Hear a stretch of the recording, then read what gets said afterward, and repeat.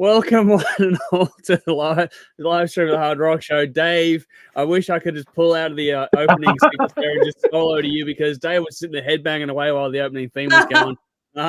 So I had some... That's a cool song. That's a very good song. Well done to Destroy. So they've given us a crack in there. You know what? Those lyrics should be one of the guess the lyrics. Oh, for Tourette's, yeah. Yeah. Shit fuck, shit fuck. It's not that hard. But anyway, we're here to do another live stream of the Hard Rock Show. I'm Andrew, and tonight I am joined by Jeff beside me, Dave on the other side of the screen, and then on the bottom half of the screen we have Belle and Conrad joining us once again. So thank you to you guys for jumping into another Thursday session. It's time for us to have some fun, weekend eve, get some shit off our chest, and just basically act like a bunch of idiots. Oh, yeah. So we're gonna do that. We're gonna go through a lot. So thank you to you guys for jumping in. Thank you to everyone for tuning in, whether you're tuning in live or later on, whenever you get a chance to. We do appreciate you taking the time to spend it with us. Jump in the comments, say hi, and let us know where you're from. Also, stuff if you're a new one here, if we don't know you, then yeah, say where you're from. And yeah, otherwise, just get involved in the conversation, have some fun with us. A lot to get through, as always. We've got King of the Riff Round 4, which is Made in Japan from Deep Purple, going up against UFO's Strangers in the Night. We have Build a Playlist Round 4, which is Led Zeppelin 4, so we'll go over that soon as well. We have Guess the Song, and Dave is going to handle the duties for that one. This week, we have Backyard Banger and Cicadastone. We have all the usual stupidity and a whole lot more. Make sure you don't forget to check us out on telly as well, where we play a whole lot of music videos for your enjoyment. Those are on Saturday night, 10:30 p.m, Channel 31 in Melbourne, and 10:30 p.m. Thursday night, so tonight after this, on Channel 44 in Adelaide. Watch those locally on your telly screens or via the CTV Plus app or at the website as well. There are reference tracks for everything we're talking about in the description box. Make sure you go and hit those up. And while you're checking those out, make sure you like, follow, subscribe to anything that we are doing as well. So find us on your preferred social platform. We're on pretty much all of them. So find us, follow, all that usual stuff. And please do check out our Patreon page as well to get extra content behind the scenes like we give you all the time. And just a little final footnote here. Jody says hello to everyone. Just while I've got Jody. Hi, Jody. There we go. Hi, Jody. Here we go. More love for the Halloween. Belle's got the attention with the wardrobe tonight because Adrian's going, g'day, yes, cool Halloween sweater, Belle. So there we go. Thanks, dude. That was commented on in the preamble before we went live. So there's a lot of love for the Halloween stuff. So Belle's got the wardrobe and her room back, by the way, it looks like, which is awesome to see. Yes, I'm back in my room. Not in the corner, not baby in the corner. A chair this week instead of a cushion. No, not on the floor. It was comfortable though. It was comfortable on all that big pile of cushions. That's great. That was a moment. And Edge Crusher is here saying hello all as well. So good to see you both on YouTube. Jump online, say hi. I know a few people are out watching Toe Hider tonight. So if you're not watching now, then hopefully they'll catch up later on as well. Alrighty. As always, though, we're going to get stuck into things pretty quick as we go through here. We're going to start with songs of the week. So we're going to start off with the shout-out portion of this one, and that is the songs that did well, but not enough to make it into the top 5 this week. So number 6 was Victory with Count on Me. We have El Colosso, Melbourne band El Colosso with Slaves coming in at number 7. So congrats to those two on being the new additions this week as well. Holdovers going into their second week. We have Crown Shift with My Prison and Ghost Absolution Live, both into their second week, like I was saying on the playlist.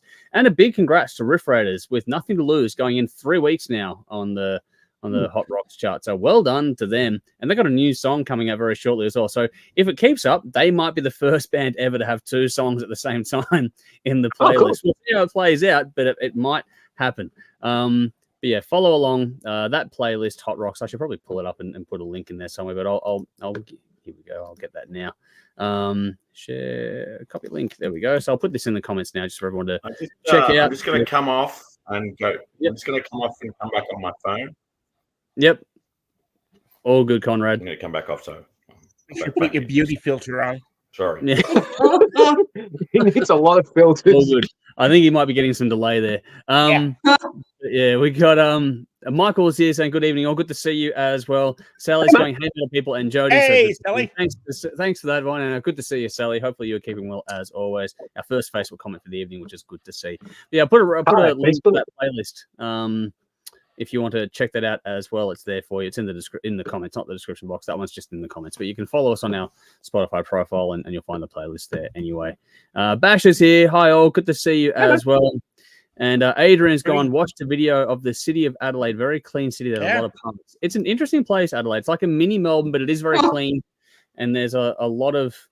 I don't mean that derogatory. It's just like the way the street's very straight. And like it was very... When I was in Adelaide, it was clean. All very straight. Yeah. Yeah. And it just looked like a very small version of Melbourne. But the Adelaide, like the hills of Adelaide are really picturesque and stuff too. But Adelaide's a cool place. Very cool place. Just lots of pubs, lots of churches. And that's about what there is. No, evil. Here we go. Conrad's back. Oh, speaking of evil, he's clear. This time around. There we go. Oh, no, you had it. There we go. High grades, Conrad. Yeah, don't do that. Yeah. Cool. Right. I'm back on my phone. I'm on my phone. Yeah. Anyway. All right. Hopefully it's on Wi-Fi, not your data, but we'll see. Fingers Smashing my data. Smashing my data. Good luck. We'll try not to drag it on too long. David's here. G'day all. Rock on. Highway Star. Made in Japan is the best version. Richie is the king. That is a very good version. That is coming up later on. And Jolie says, hi all beautiful people. Good to see you as well. Hey, Jolie. Thank you for jumping into that one. All righty. We've done the shout outs. We've done a bit more comments. Now let's get into number 5 for the week, which means Belle, you're actually going to start off on this one. You got assigned the 5th song this week, which is Anette Olzon, Hear My Song. There's a reference track of this in the description. I'm going to put it in the comments now for those that are live. I want to just have it easier for them there, but hit the description box. This comes from the former Nightwish vocalist's 3rd solo studio album, Rapture, released May the 10th, 2024 via Frontiers. Nominated by Basher, so it was good to see that comment come through a second ago. It got its number 5 this week, and it sees us in a bit of a purple patch with Nightwish, because Nightwish... How the fuck did Nightwish not get through? Because it's next week. They have to it goes into the tastemakers this week, then gets voted tomorrow night, Dave. So give it a Dave. All right. Settle down. I was really confused, man. You said anyway. Yeah, I was very confused as how Nightwish didn't make it, considering some of the things that made it this week. Fucking hell. Yeah, but they're not in the voting. They get voted on tomorrow night. Okay. But anyway, so cool. Settle down. Now Dave. It's not all about you, Dave. No, it's not. But I work here, so I should understand the process, and I don't. It might be an idea if you did. That's why I said read the emails. You get the emails. All right. So then we've got. I was going to make a point in that Nightwish released a new song. Anette Olzon's released a new song, and Tarja is also releasing new music as well at the moment. So we've got all 3 of these entities releasing new music. And Kerry King starting a solo project, and he rejoined Slayer. That says a lot. I know. There's a lot going on, as always. But anyway, Belle, over to you. What are your thoughts on this one from Anette Olzon? The song is Hear My Song. Oh, damn it. I thought... All right, I'm sorry, Basher, but this was really shit. Sorry. Straight off. Wow. Yeah, I'm not going to sugarcoat it. It did not appeal to me at all.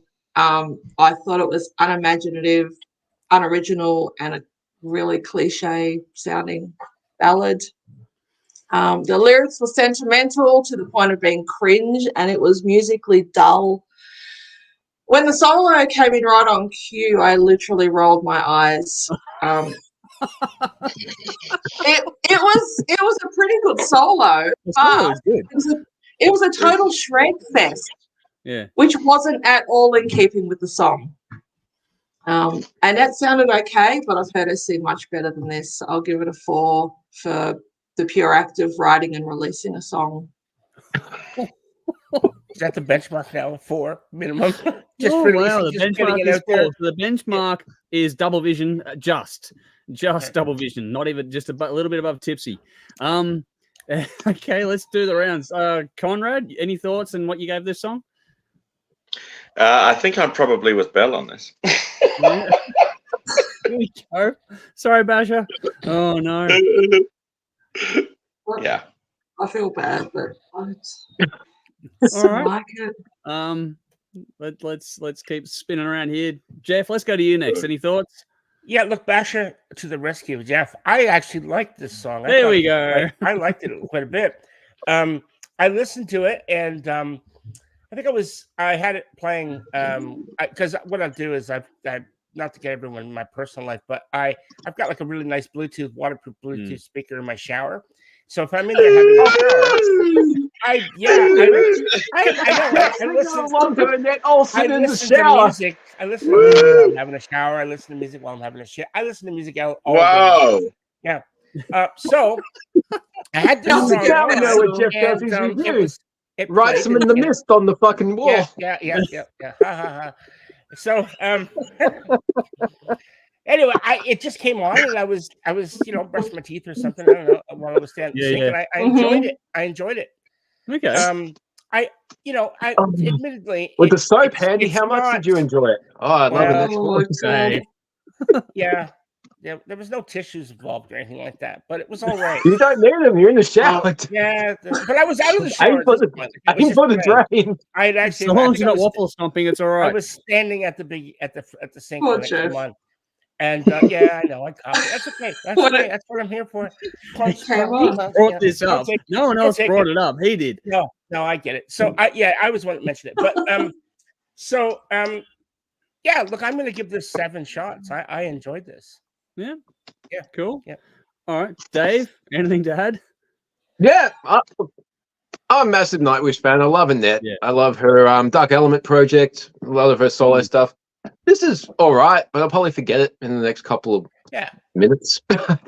I can't remember much of the song right now.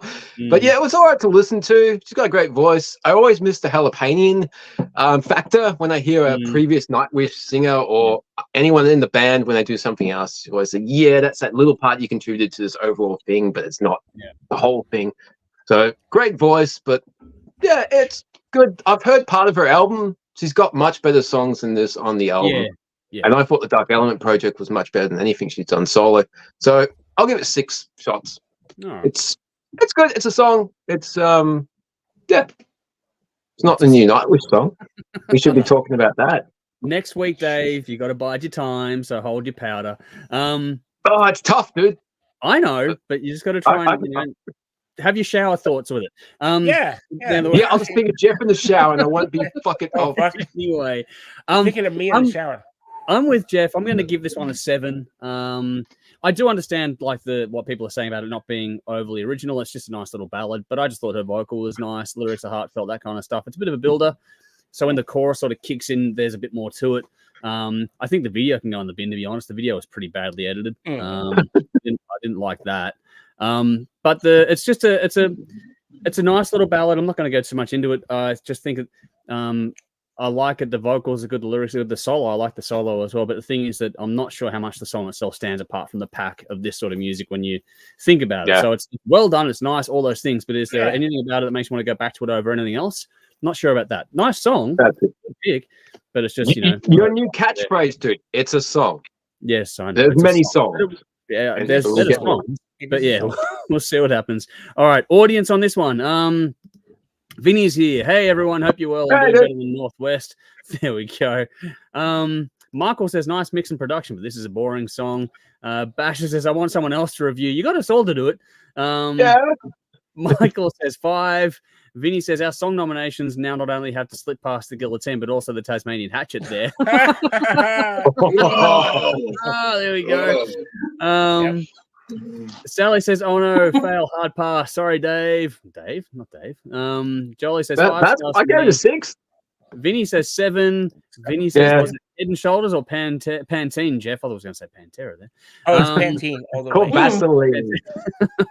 Nicole says, hello, all. Good to see you, Nicole. Thanks for jumping in and being with us as always. And Edge Crush says, loving it, but this is very average, just got to be polite. So there we go. Bit of a mixed bag all round. So let's move on and see how number 4 went. So, Jeff, you're up. Okay. This is going to be interesting. So in the comments, in the description box, you'll find it. This is Prong with their version of Working Man. This is a cover of the Rush song originally found on the self-titled debut album in 1974. In turn, this cover appears in a shortened form on Prong's 12th studio album, State of Emergency, which was actually released October 2023. But this version was re-released in full early this year as a standalone regular version, quote unquote, of the song to give everything a bit more of a push. Actually put forward by Conrad. He wanted this one in and it got voted enough to go to number 4.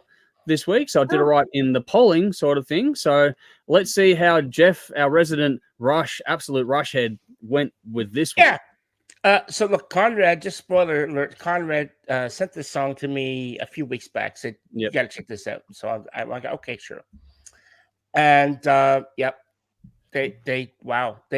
Prong has just fucking nailed this song. They brought an energy to it that isn't actually in the original, which is kind of cool. Not that it's better than the original, but they really brought something to the table when they decided to cover it without changing it, which is, I hate when fucking bands change a song, because then it's not, like, fuck off. I want to hear the song, So they did a brilliant job. And, they brought something to the table. They made it their own, and yet it still retained that original Rush element. And I know, Rush is not exactly like the massive popular band from a lot of people, because some people don't like the vocals. So for those people, not you, Dave, but other people might actually enjoy this because it doesn't have Getty singing. I don't know. Stop reading my mind, dude. Yeah, I know. I figured that's where you were going to go. Worry. We'll get there. Oh, that's nasty. Fuck off.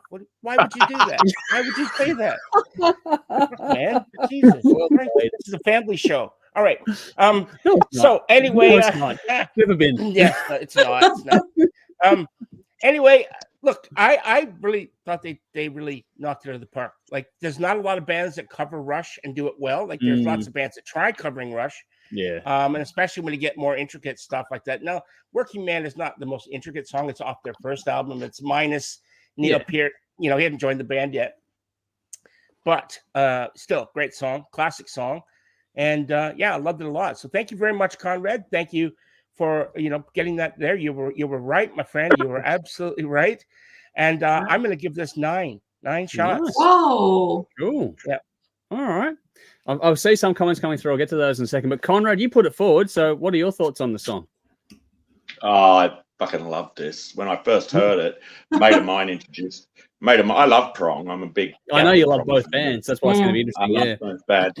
So for me, Prong to cover this was like, get fucked. This is going to be, and it was incredible. I was like, when somebody introduced me to it, I was like, this is fucking awesome. And I've been playing it on my rock nights now in bars. And my rock nights on. It's been now a staple of my rock nights. I'm putting it in, and it's going down really, really well. People are fucking digging it. So it's a kick-ass song. It's smashed it. So for me, this is getting 9 to 10 shots for me. This is great. Yeah, I'm loving it. You got to pick a number. It's got to be 9 or 10. Which one is it? Oh, okay. Well, I'll go. Can't be 9.5. So there we go. 9 and a packet of crisps.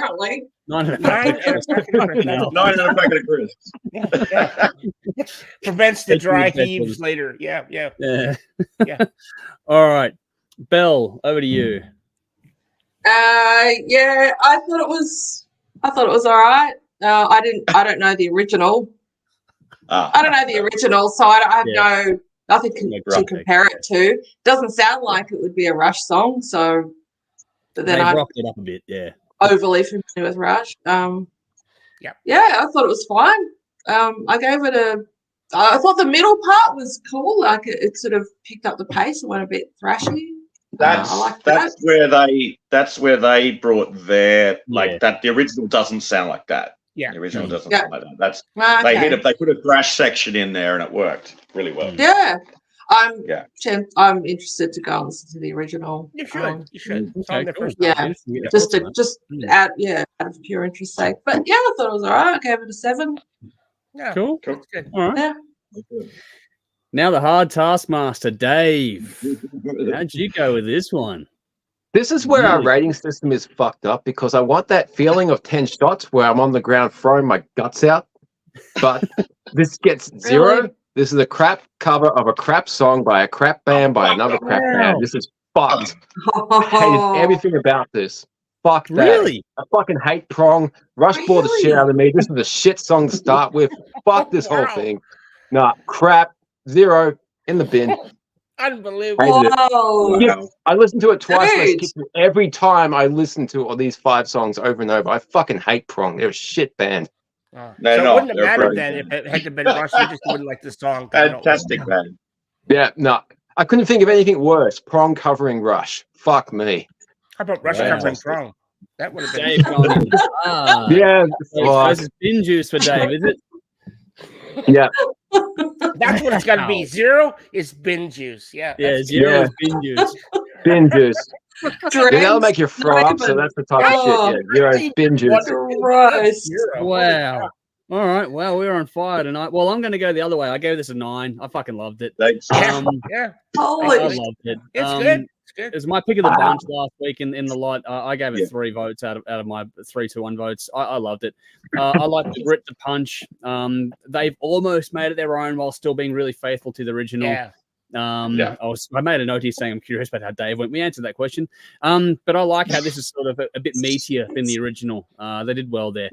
Not much to not like, in my opinion, even though Dave's bolted. I just think that I love the mix, the lyrics. I think the lyrics are utterly timeless. I think this version highlights that in a lot of respects too, about being just stuck in the grind. I think this song and this version has sort of brought it right back into today, considering it was originally from the early 70s. It's come forward 50 years ago, 1974. Yep. Yeah. I quite like the record. The record's a good album, like the last Prong record that came out last year. It's pretty solid. It's very solid, so it's worth checking out. And this just is like the cherry on the top. It's fucking great. It's like the closing track on the album, I think it is. From memory. Yeah, I don't know. Great energy. I like that song a lot. So that was a really, really cool one for me. But there are mixed feedback in the comments. So Michael said, cover versions need to be something really special. This is not 4. So that's from Michael. Terry's gone, hi all. More middle of the road. Jolly's gone 6. That's Vinny, fine. 1 shot. Would rather listen to Stevie Wonder reading a cheese grater. Sorry, he's gone kidding 7. Kidding 7. So there we go.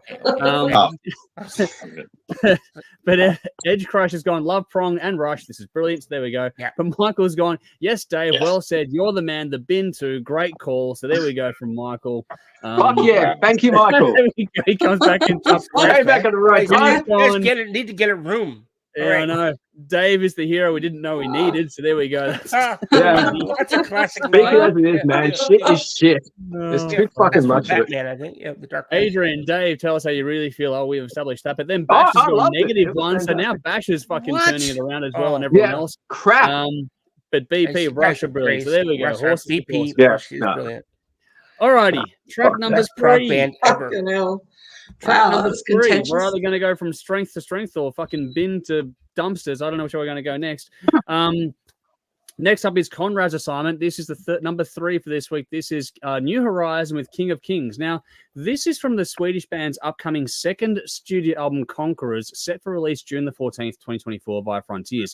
We know this project from the debut album, Gate of the Gods, back in 2022. At that time, though, it was Jonah T from Eclipse and whatever else have you, working with Eric Grunwald as the vocalist. But Eric went to Skid Row, now not anymore in Skid Row, but he went to Skid Row, which meant that Jonah was forced to find a new vocalist, which brought up Nils Molen from Dynasty and Amaranth. So he's now on vocal duties with this band. Nominated by Jolie, it got to number 3 this week, so well done to Jolie. I'll make a note later on, but anyway, Conrad, was your assignment? How did you go with this one? There's a link in the description in the comments, folks, so check it out if you want to. I can see why this was given to me. You thought you'd give this to the God Botherer. No, just randomly assigned. All right, okay. It was. I really enjoyed this. This was. This isn't totally my wheel. Like this isn't 100% my wheelhouse, or my vein of choice. But symphonic metal, I guess you could. This falls into the symphonic sort of realm. So fans of maybe like Nightwish and those kind of bands are probably going to like this. I definitely got a Nightwish vibe in the musicality of it, the musical feel of it. It definitely had that vibe. Maybe not so much in the vocal arrangements, but certainly in the musicality going on behind it. Vocalist is fucking phenomenal. This guy is really good sing. He's a brilliant singer. I was like, wow, this really good. My only criticism of this would be perhaps a little too cliche in that style. That style has become, it's sort of like it doesn't go out of the parameters of that genre. It doesn't sort of breach out of those parameters. But for people that love this stuff, they're gonna love this. And maybe too polished just too polished. Just not enough grit. Not enough grit for me. Production on this is very, very polished. Other than that, no, it's great, and you know, would quite happily, you know, like to witness this live. It'd be brilliant. So yeah, I'll give this 7 shots. Nice. Cool. Cool. Conrad, do you know Amaranthi? No. The singer is in that band. That's he. Yeah. Well, he wasn't the Check original them singer. out. He's a new addition. So check them yeah, out. You probably like him in that too. Yeah. Okay. Just he's been he got tapped on the shoulder for this one, but just for the record, to make a note here that while this song in particular is very much in a particular faith oriented thing, if you go through the track listing and the story of the whole album, the whole album is meant to be sort of songs from the point of view of conquerors or leaders and that kind of thing in different contexts. So that's why this song is the way it is, but it's not all this way. It's just all these things. Yeah, so there's like stuff about, you know, different Oriental stuff. There's like, you go through the track list and there's historical leaders. Yeah, in That's one way or the vibe I another. got. That's kind of cool. Yeah, I like that. Which is interesting to take note of. But anyway, cool. We're off to a good start on that one, and it is randomly assigned. Just so everyone knows, we just got happy accidents this week. I just pull it out randomly. Belle, how'd you go? Did you often do? Happy accidents. Yeah, I'd like a happy accident. That'd be nice. No, pull it out randomly. Pull it out randomly when I'm having a happy accident. I live in the middle of nowhere, Dave. I can do whatever the hell I want. So Sorry, just continue. I heard things. I got filthy minds, so just shut me up. He does. I can contest that. He does. Yeah. We would never have guessed. Hey, you read it, dude. I know. Anyway, Good sport. Oh, fucking hell. I don't know. Having fun Look, yeah. These guys are very entertaining. What, the song or us? No, not the big. all right. Well, Do you know we what? are. I'm just gonna read out my score. I give it a 7.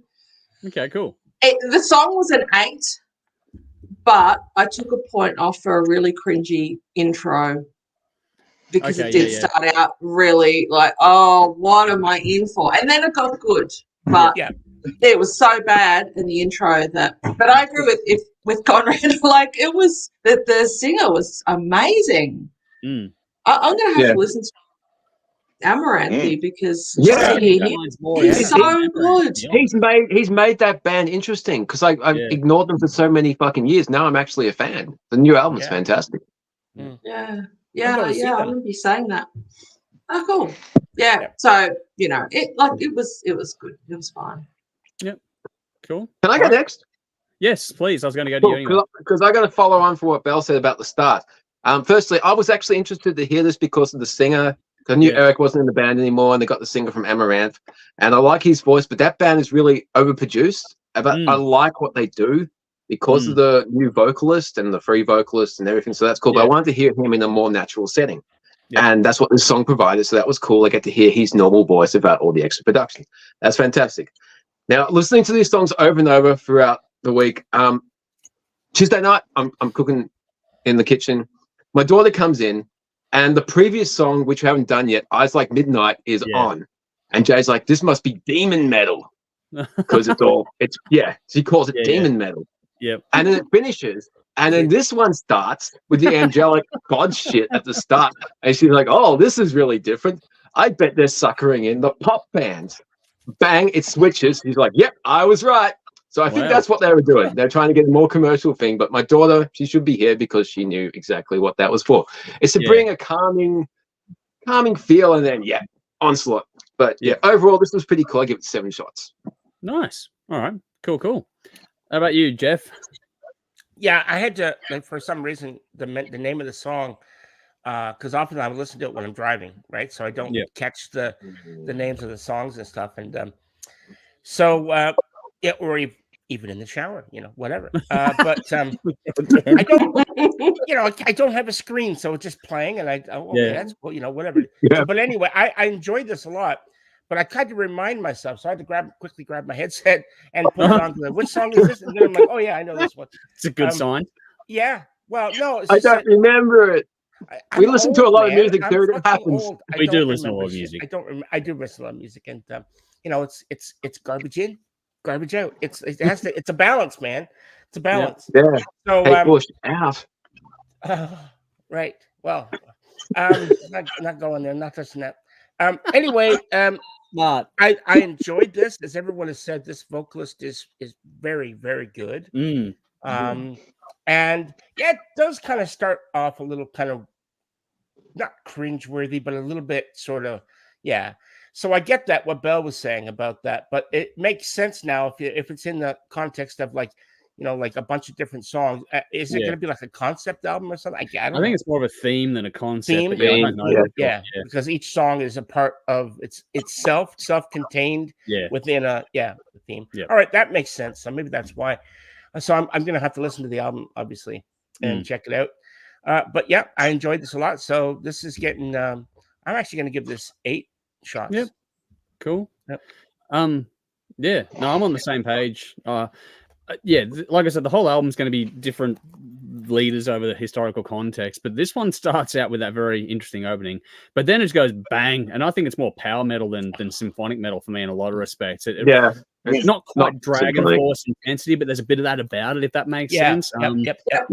And I think it walks the line between the two. It's like a cross between both. I get that, but I think that Jonah has there's no orchestration really. If there is, but Jonah has more of the rock sensibility, I think, which sort of gives it a bit of a counterpoint to the drums were really fucking attacking though.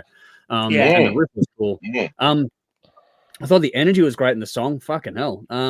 Performances from everyone is fantastic, but it's hard to go past Nils. I mean, what a fucking vote. I want to hear him do. I'm looking forward to the album because him on his own, like he's good in Amaranth, but I want to hear him doing this stuff. And I think Jonah is going to give him a great platform to really show what he can do. With Jonah being such a good songwriter as well. So where are these guys from? They're Swedish, are they? Sweden, yeah. So I'm really cool. It's hard to deny the execution of this song. I think it's really infectious. I think, I think that his stepping into Eric's shoes, and I think he's probably going to film and maybe even go a bit bigger in my mind because he's really got something special with Jonah working here. Bring on the album against an 8. I like this one quite a lot. It's a good song. Just, whatever you think of anything else, the song itself is fucking solid. So yeah, I enjoyed it quite a lot.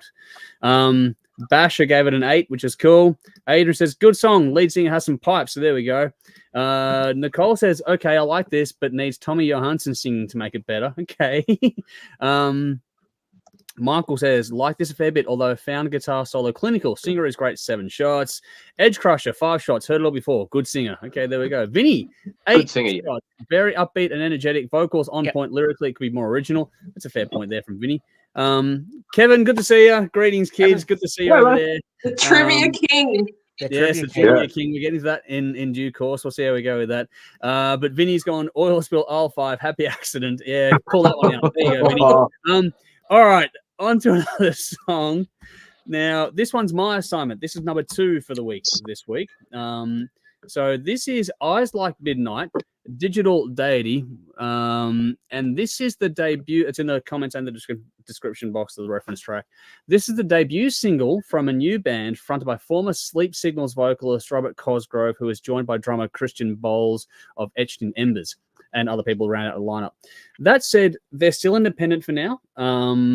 They've already recorded 15 songs. I'm not sure if that includes this one or not, but they've already recorded 15 songs. Vinny nominated this one. So, Vinny, you're here. Made it to number 2 this week. Was randomly assigned to me. I see that comment. I'll get to that in a second. Actually, I'll do it now quickly. Scott Robertson, McDavid. There we go. I figured that's one for Jeff. That's another hockey one, people. So we won't bore everyone with that because Jeff and I have already bored David brought the tears. Won't do it again. Now, this song, Vinny, he does it again. He just keeps finding great new songs. I'm not even sure how you dug it, mate, but I enjoyed it. I don't know about that. Well, this one I like. We'll see, Belle. I'll get to you in a second. It's very digitized, which obviously fits the theme of the title of the song. Very slick, production-heavy stuff, which I think suits what they're going for with this. That said, I thought there was real groove and swing in this one. It also makes great use of the clean and the harsh vocals. I like how they actually layered them together at different points in the song as well. On top of that, they sort of digitized some vocal tracks and sort of blended that in too, which, along with a couple of samples, if you don't like any of this stuff, then you're not going to like this at all. But I think that if you're vaguely interested in this style of music, then this has a lot to get your attention. I think the lyrics are great. The riff is fucking killer. I think the breakdown was well done too. It's modern, but I think it's easy to get swept up by it as well. In a very polluted kind of field of music, this particular genre, I think this one stands out for me. I think it's a cracking tune. Not overly complicated, but it's damn good for me. So I'm giving it a 9. I think I'm on the verge of shit face, but I'm legless on that one. I liked it quite a lot. Very nice. I get the feeling Belle's going to counterpoint me. So Belle, let's go to you next. I wasn't. I was more referring to Vinny's.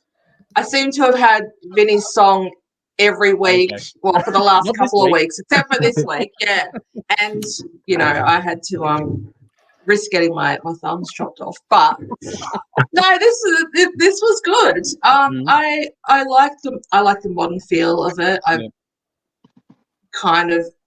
like that genre. Modern music genre. It's not a genre, but you know what I mean. Like modern metal with a kind of a modern edge to it, a bit of a digital kind of edge. I like that. I only heard it today for the first time. Like full disclosure, I've only heard all of these for the first time today. But yeah, I listened to it again. I thought it was pretty cool. I give it a. I wrote down is score 7, but I'd probably give it an 8 actually. Nice. Sort of thinking back, I liked it. Yeah. Good one, Vinny. Nice. All right. Cool. We got there with that one. All righty. Conrad, let's go to you next. How'd you go with this one? It was interesting. It was different. Okay, cool. It's unusual. Yes, nice, unusual. To quote Kath and Kim, this is just somewhat. So definitely something modern. It's a very modern sound. I like that. And it's classic rock, that's for sure. No, so certainly got some a conglomeration of different styles here going on. I would give this a 6 for me because I'm not quite sure if I like it or not. I can't quite make up my mind. So, but for originality, I think it's not totally original. There are other bands doing this sort of thing, and I have heard this other sort of thing going on. But nevertheless, I will say that it I don't quite now. I'm not sure what side of the fence I'm sitting on this one. But as a result of that, it gets a 6 from me.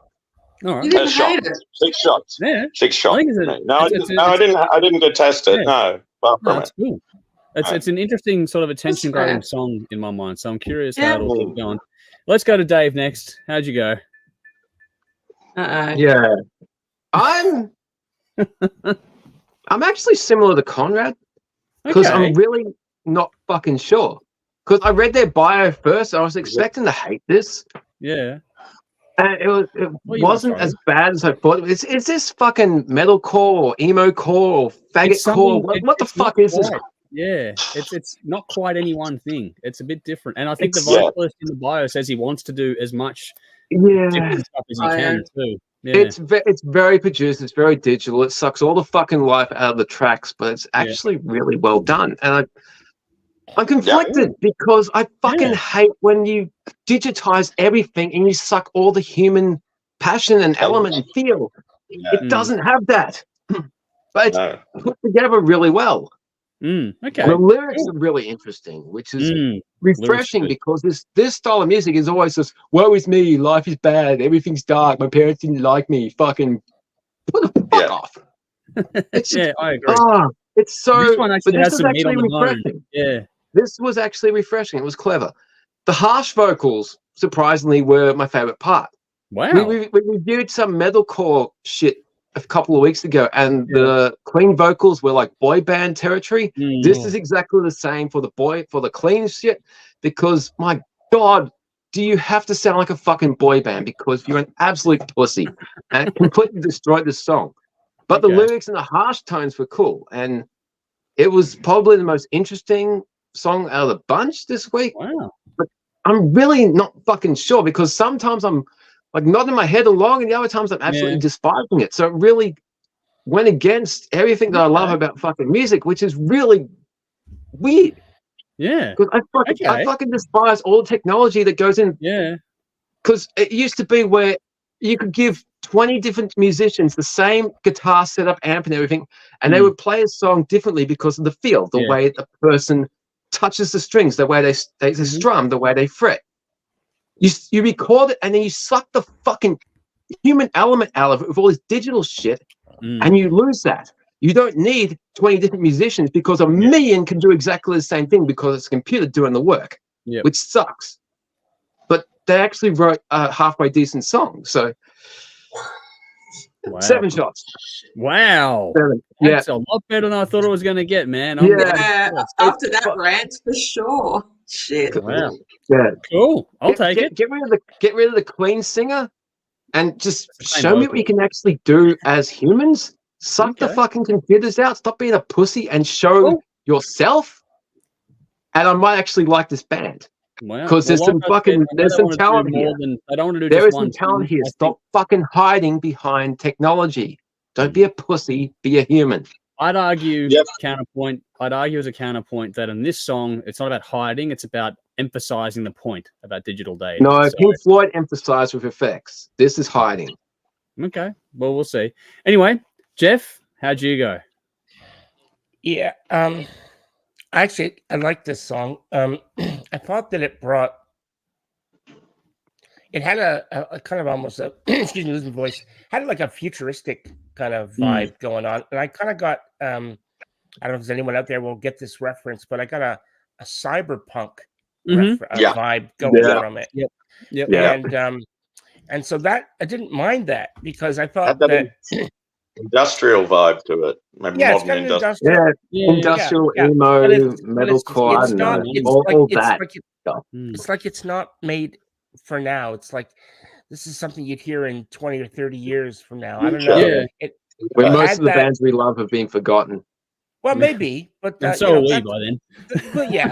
We'll all have we won't care. It'll be a big party. Oh, come on. Seriously, if Slash and Duff didn't rejoin Guns N' Roses, that band would have been forgotten. So that says a lot. Yeah, but I doubt that. No, I'm dead serious. I worked with kids at Toys R Us. None of them knew who that band was. Okay. Let's not get too far. Let's not get too far. By us. Yeah, we are. Whether or not music is remembered doesn't matter because at the end of the day, it either is or isn't. We're like dinosaurs, man. You can't see the forest through the trees. We're dinosaurs. There's so much literature, and you could go. Yeah, there's everything. There's lots of everything, right? That's right. You know, so for what this is, I think they nailed it in that regard. Like it's very well done for what it is. It's not reinventing the wheel, and it has been done before. But I think they did a pretty cool job of it, and I quite like it. And as Dave said, I'm kind of eager to hear where they go more from this band. So I'm going to give this 8 shots as well. So, do an acoustic set. I would love to hear this naturally. Maybe they will. Like they I would love that. Determined to do something the best different. thing Paul Stanley ever said: if a song sounds shit on acoustic guitar, it's a shit song. Well, let's see what happens when they release more songs. This is the only song they've released. So we can't make any opinion on that. This is the only thing they've released. We have to base it on what we can hear now. That's it. Yeah. So let's bring on the other 15. I'm curious. Yeah. Bring on my attention. Yeah, that's a cool thing. It's actually an interesting sort of round the table there. But let's see what everyone else says out there. Adrian says Linkin Park vibes. That's to a point. Jolly says 8.5 stars. All right. Nicole says this kind of gives me 36 Crazy Fist vibes. Wow, getting a lot of it. Jolie, love it too. Michael says love this 8.5, 8 trying fractions out of seeing a 0.5 gets complaints. We're not doing anything, so that's a whole number, a round number only. Here we go. Rowan's here. Toe Hider was great. Met Mike and Salty, brought some merch. Well done, man. Good to see you. I'm glad you enjoyed the show, man. Yeah, awesome. Vinny says, thanks, Belle. Prosthetic things coming your way for future nominations. Ooh. Hang on. Thumbs, not things. Wow, Vinny, that's a bad typo. Damn it. Now Belle's disappointed. All right. Adrian's laughing at Dave. Vinny's gone. It's like a digital metal, almost a new genre emerging. I'm noticing. Yeah. It's not quite, but it's interesting. Cool. Guru's here. Good to see you, Conspiracy Guru. buddy. Greetings, rockers across the plane. Good to see you as always. And Jeff Oilers won last night. Yes, he's Oh we've already yes, that's discussed why that I'm one. wearing the shirt. Yep. But Adrian says Dave is right about Guns N' Roses. Without Slash and Duff, Guns N' Roses were playing smaller venues before Slash and Duff came back. There is a Axel probably would have retired, but it's not just that. Kids didn't know who the band was. That's right. And when I was teaching in that back in the day, people weren't as familiar with them as there were other bands. The time I felt old, I was about Really? 28 years old, Yeah. and the colleague I worked with said, "Who's Axl Rose?" Yeah. They weren't on radio. Kids No still one was need to know. listening to them. Yeah. The only reason people listen to them now is because the free They became fifth of the headline original band. again. Yeah. Exactly. But this is what happens. Things But that'll happen to everything disappear eventually. really quickly. But It goes that'll out be of everything. Look, if Everything will something's always- not, No. Yeah. It doesn't happen with everything. The Beatles get to live forever. because Elvis they're gets to fucking, live forever. because they'll they fade deserve eventually it. But Yeah. So, but why if them and something's what's not worthy so of many it, then other it will bands? be forgotten. If it can't stand on its own fucking two legs, then fucking forget it. It doesn't deserve to be remembered. But you know, That's a good point. the Jeff? impact a lot of bands make, and then all of a sudden they're just forgotten. How does that happen? Some They're not survive, forgotten. some don't. They're not Those forgotten like kids, that. they didn't forget. They Yeah. just didn't know. They This is are. Not different. forgotten by us. It's just the new No, not by us, generation but we're Yeah. have dinosaurs. their own generation's music, and so they're Yeah. not listening to the Well, old hang stuff. on. They're listening to the new stuff, and But music And so it goes isn't on. in the cult. Music isn't in the culture as much as it used to be. That's Yeah, a big thing that's the too. problem. Not part of the culture as much as it used to be. Kids today aren't necessarily as interested in music as we No, were. they're not when we writing were band names teenagers. all over their school bags. They're not No, They're vandalizing not buying because- in albums school. either. But It's You so- don't Exactly, need they're the not- fucking band to be your colours. You don't need them to be Yeah. your support system No. because you have so much other crap. You have music. You Yeah. have fucking the YouTube. You have the streamers. You have Gaming. Twitch. You have all this other crap. Gaming. Music is not important. So bands' No, it's not. lifespans is a lot smaller than they used to be. Exactly. And Exactly. that's one of the biggest challenges faced in the music industry on the whole. It's Like, sad. It's sad and it's awful. It's It terrible. really is. It is. In you've in got to- but 20 this is years' where- time, Because Like, you know when the half big the bands that are huge now will not be spoken about. no, well, not only that they'll have died off, but the thing is, will there be a generation of people that'll want to go and watch live music? There will You But know, I think that live music No, will mate, shift as that's well. that You're brings the getting- whole streaming and virtual reality thing. Will bands just stream from their garage, or will Possible. AI will fucking But at the Fortnite same be time, you posting look at all the the shows live they're music? putting on I at think Las Vegas both. Theatre, and they're pretty fucking impressive. Like, I wouldn't Yeah. mind going to see a show in there, man. That looks pretty fucking cool. yeah, Yeah. yeah. yes, that's It'll so. be both. The Las It'll be Vegas more. Theatre, It'll be more of the internet stuff, but also it'll be the more live. experience based than just seeing a Right. bunch of music on the Yeah. stage. I think eventually, Right. because you're going to need more to Yeah. get more. It's just the nature of the beast. All entertainment is changing. All entertainment is changing. It's not Yes, just it is. music. Yeah. It's all entertainment. It's Anyway. changing primarily. Yeah. And- It's a We're And whatever it digressing. is, It's not Yeah, all of Whatever us it over is. 40. It's not our world anymore. Our opinion Yeah, doesn't mean shit. We are irrelevant. but bands like Zeppelin, Deep Purple, Black Sabbath, they're never going to be forgotten. And the Hang on, bands that they wait, influence, wait. people. Sabbath probably because they're the kings of heavy metal. Zeppelin will be forgotten because they refuse to license their music. They won't get on commercials. They won't get in movies. They will not get on TikTok videos. No. I The think young generation, eventually- the young one- generation do not know who Led Zeppelin are. Same with Deep Oh, Purple. no, I'd argue differently to that because Unless your Yeah. parents example, are into rock hang on. music and they have a record collection, or Shrek- you are a musician, you do not know who Led Zeppelin are. Shrek used Immigrant Song. I think Yeah, they Third School of Rock. Shrek School of is Rock. 25 years Yeah. old. Shrek Yeah. is 25 years old. Yes, it it's is. still Irrelevant. entertaining really. in the Holy time and shit. place. Anyway, Yep. we're getting way A off. Let's go 15-year-old comments. kid doesn't know who Shrek is. Anyway, Rowan says none of us listen to Buddy Holly. Nicole says if it's not on TikTok, it's not I do. relatable. Vinny But says we know who future Buddy generations will be Holly too is. anxious to be around crowds. We They're do. triggered by anything. So there we go. Yeah, we do. Alrighty.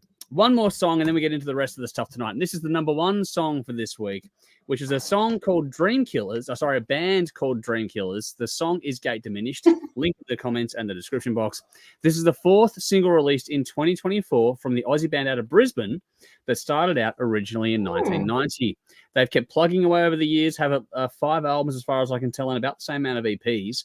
I'm not sure what's on the horizon, if it's an album or if it's just more singles this year or whatever, but this was the number one selection this week by a fair margin, to be honest, when you go through the votes. And Darren nominated this one, so congrats to Darren for getting his pick through to number one.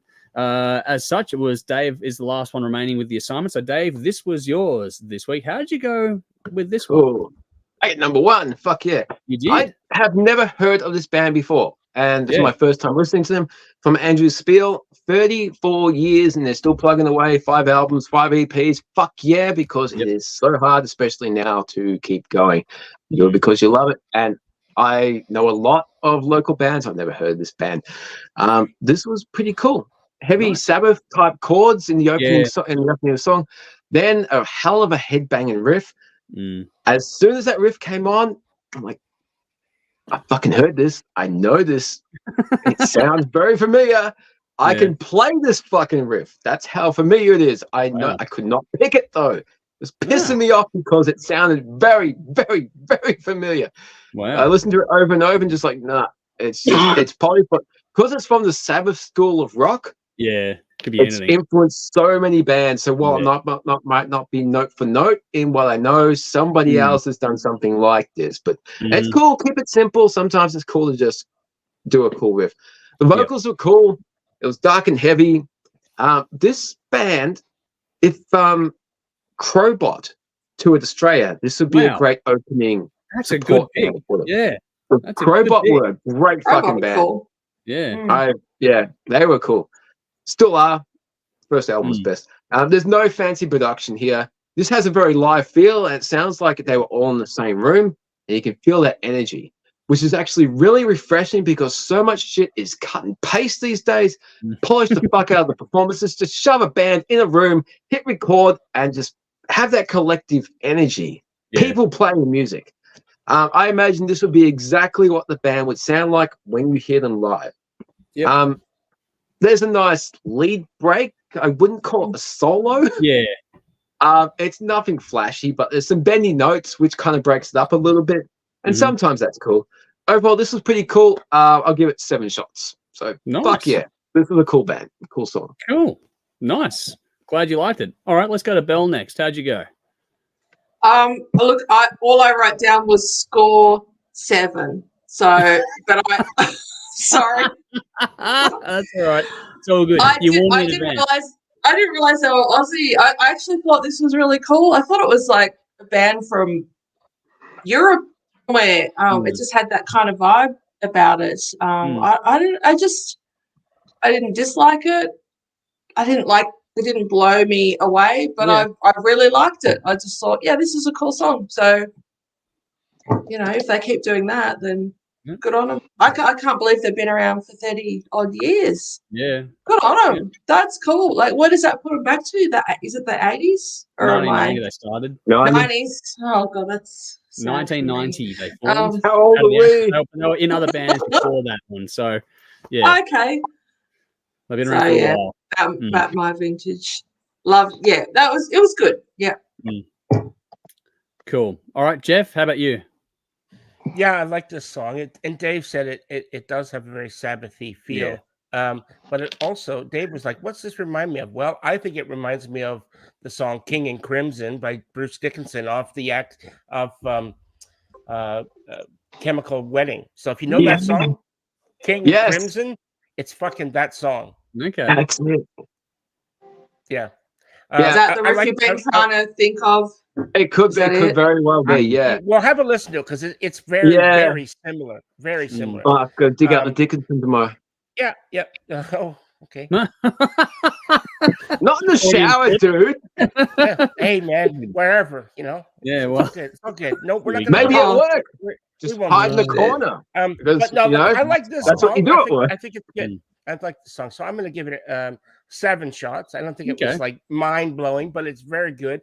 I quite think it's these guys, I hope, they just keep doing what they're doing. They've been doing it long enough. It's obviously working for them. So, 7 shots. So keep it up. Cool. Yeah. Conrad, how about you? I remember seeing these guys in Sydney about close to 30, 20. Were you 12? No, 27, about 27. Let me think. 24 now, probably around 25 years ago. I saw these guys in Sydney in a bar, and loved them. I thought they were brilliant, and I was like, these guys are unreal. I saw them about 7 or 8 years ago in Melbourne. They played. I went and saw them again, and they were fantastic. They were really, really good, very entertaining, and they're quite comical. The singer's quite comical with the crowd. His banter's rather good as well. So they're a great live band. So I encourage everybody to go check them out. Seriously underrated. So yeah, this gets a good 7 solid shots from me, definitely. Nice. So if you get the opportunity to see Dreamkillers, go support them, please, because they are fantastic in act. Nice, definitely. Cool. It's funny when you dig into the history of this band. They have like this weird punk cross with metal sort of origins. Not pop, this punk versus metal origin. And but this song is definitely on the more metal side and has some real fucking rumble to it. It's got that stoner rock vibe. There's a bit of that in there too. I've got that as a note. Like, there's great swing, great groove. I love the lyrics of this one, like Dave mentioned as well. For a lot of these songs, lyrics have been great this week for me anyway. But it's direct and groovy as well. Like that is a bit of a Sabbath or stoner / doom rock and metal kind of vibe to this sort of thing here. It's very, very cool. Nothing complicated. It's got a bit of grit to it, but it's well done. And the video is fun. I like how they changed the video up between, sort of being literally him almost in his underwear singing to him being in like a shirt and tie, like a dad doing a kid's party kind of thing. Like this weird switching back and forth editing wise was fucking funny. That's where, like Conrad was saying about how he's funny with the banter and the crowd. I haven't seen the band, but I can imagine that just watching this video alone and how much there'd be a lot of tongue in cheek and fun involved in it. There's certainly a lot of unpolitical correctness. Let's fine. Nice. Dave sold. But look, the thing is that in this video, they look like they're having a blast, and I reckon that translates really nicely into having fun watching it yourself. But I think the attitude in the song is great. They don't need to be ballistic to be intense, and that's what's cool about it. This is damn cool. I like it a lot. This is a really good song. I have 8 for me. 8 gives me legless. I enjoyed this one quite a bit. So let's see what the audience has to say about this one, and we'll move on to the next segment. Vinny says Led Zeppelin was in a recent Thor movie. They were too, actually. Yeah, Thor Ragnarok. That's the one. Michael says, this song is awesome. Love this. I give this whole 9 shots. Awesome nomination, Darren. So there we go. Stephen, good to see you. He's gone, Immigrant Song was used in Thor Ragnarok, so they licensed their song for a Marvel movie. Obviously a bit more of that kicking around. Jolie says 9 stars. Was awesome. Good feedback there. Vinny says 7 shots and great to see Doc kicked on from Back to the Future if you've seen the clip. That is that is a very good reference there. Adrian says Robert Plant looks really old. Getting some. This video is fun. And Man Family, good to see you guys. Solid track. So there we go. Some more love for that one there. Alrighty, let's move on to our backyard banger for this evening. And I'm going to put a reference track in the comments for everyone to check out. Now, Belle, did you get up to this at all, or? Yes, I did. I've got some stuff. I've got some notes. That's right. Yeah, I know that. I was a little vague with the communication this week. I'm so sorry. It's been a week. Yeah, I know. It's all good. But what I'll do is a little bit of preamble, then you can give us your thoughts, and then I'm sure that myself and Dave in particular can fill in any blanks. Awesome. To make up. But yeah, the song I'm putting there in the reference track is this. We're going to talk about Cicadastone, and the track I put in there is Last in Line. If you've watched the show on TV, and also if you've seen us play this before, but this is the second single from the Melbourne band's upcoming 3rd album, Future Echoes, due out tomorrow. So it's due out in about 3 hours, 2 hours from now. So it's the band's 3rd album, due out via X Music tomorrow, so 31st of May 2024. On that note, there are a bunch of videos lined up on their YouTube channel to coincide with the release date. So I'm not sure how many different videos, if it's just like audio to a video, but it looks like actual official videos for almost all the tracks on the album are queued up, ready to drop in about 2 hours as well. So they've done something pretty special with this one. Now, we've been very familiar with this band since the early days, since 2016 with the debut album Chance Collide. Yeah.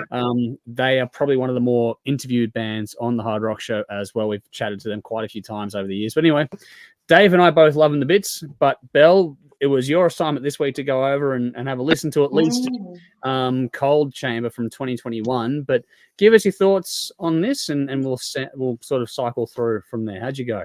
Yeah, sure. Look, I'll be honest here. When I realized that I had to do a mini review for quite a grunge band, I was not thrilled. Here we go. I'm going to be super honest tonight. Yeah. But thankfully, my attitude changed within seconds of putting this album on.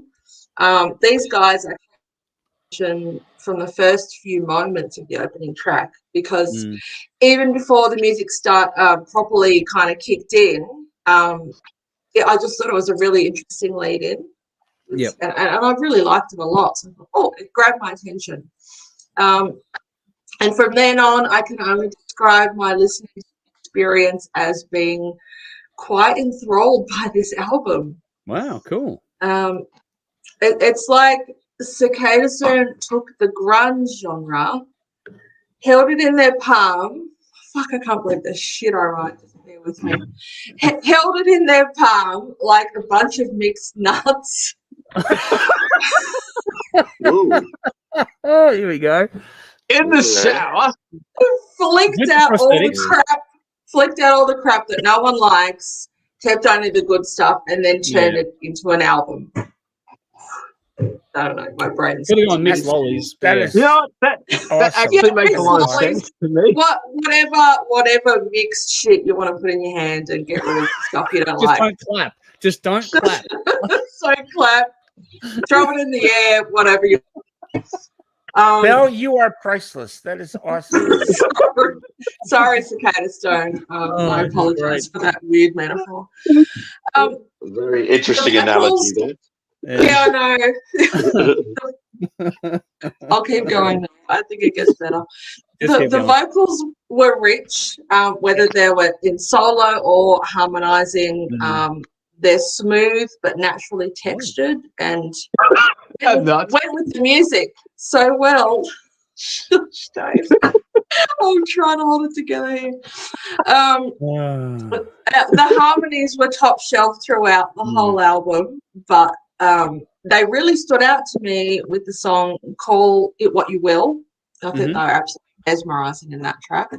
And the title track too. Gorgeous vocals. Yeah.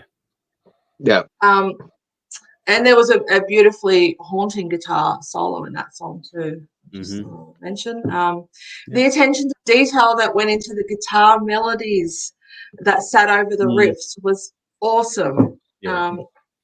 And look, I can't even pick out any songs that stood out. You know, just all of them were good. These guys obviously have a grasp on their personal sound and what they write, and the end result is fantastic. Some particularly interesting moments and songs that stood out to me, because I feel like I should do that. All of them are good, but the contrast between the somber guitar chords and the happy vocal melody in the verses of Dying in the Sunshine was cool. I was trying to recall if I'd heard that before, like something like that before, but I couldn't. I'm like, this is just such a contrast. Like it sounded awesome. I really loved that.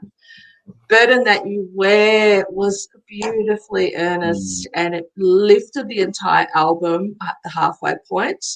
Not that it needed lifting, but it did it anyway.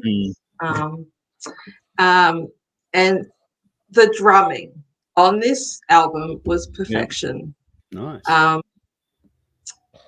Look, attention always goes to the singers and the guitars, including the bass, but the drummers seem to just not get mentioned. So I'm going to give the drummer a bit of love here. Yeah. This is Jared. This one. Jared. Okay, Jared, everything you're doing was perfection. This album would not be half as good if your drumming was as half as good as what it was. Nice. Perfect fills, great use of syncopation. Everything was just superbly complemented with what the guys up front were doing. So you just, because of that, you don't notice really what he's doing unless you specifically tune into it. And I didn't until Dime a Dozen. And then I just thought, hang on a minute, fucking hell, this drum is really good. So, props to him. Yeah, JD's, he's really good. Is that Jared Yeah. from Massive? Was he in Yeah. Cicadastone at the time? Yeah. Yeah, he's a Ah. fucking talented dude. Yeah. Plays guitar and stuff as well. He's super Oh, cool. really? And piano.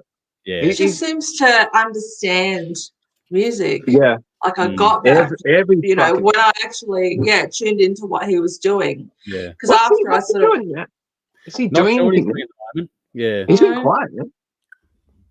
Because I know, well, Matt or is he is it on the Matt or next Mark's album that's being son released? that's on drums now? No, he's not on the next album, Bill. So Oh, okay. Yeah, is it Matt's son or Mark's son that's on Matt. drums now?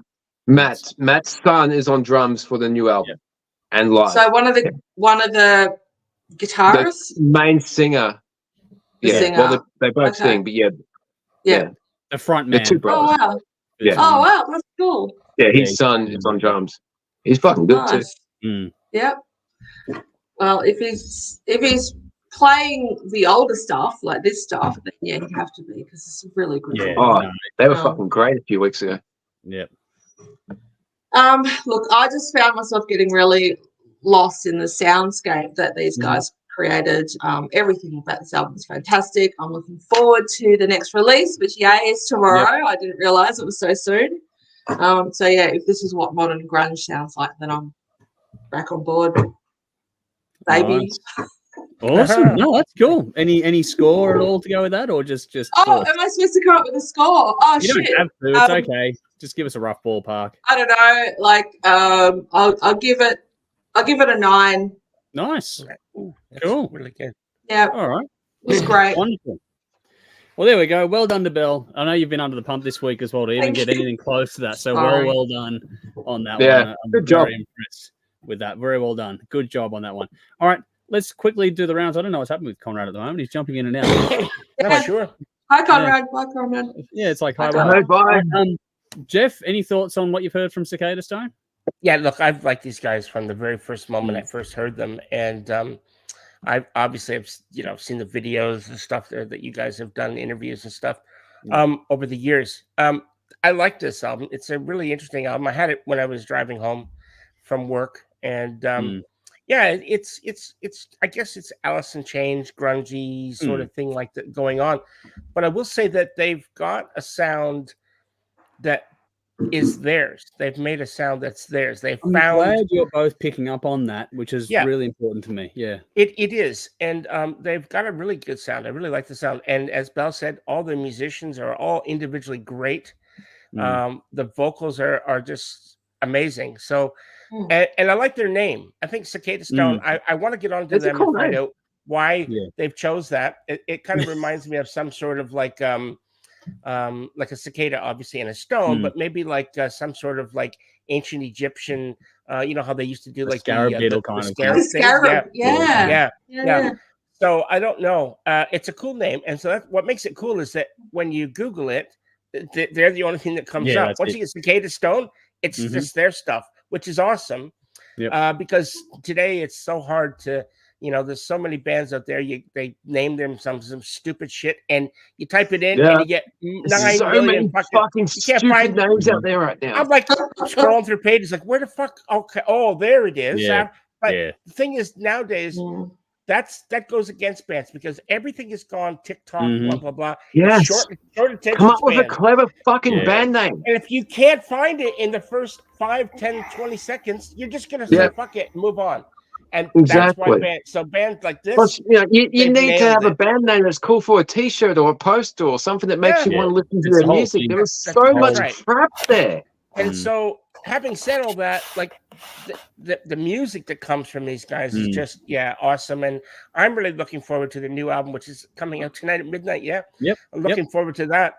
And so I've been a fan since day one, and I'm going to continue to be a fan. So I'm looking forward to that. So I'm going to give this album. I'm going to give this 9 shots. Okay. It's very well done. Yeah. Nice. All right. Conrad, we got you back. I don't know what's going on at the moment. What's going on, Conrad?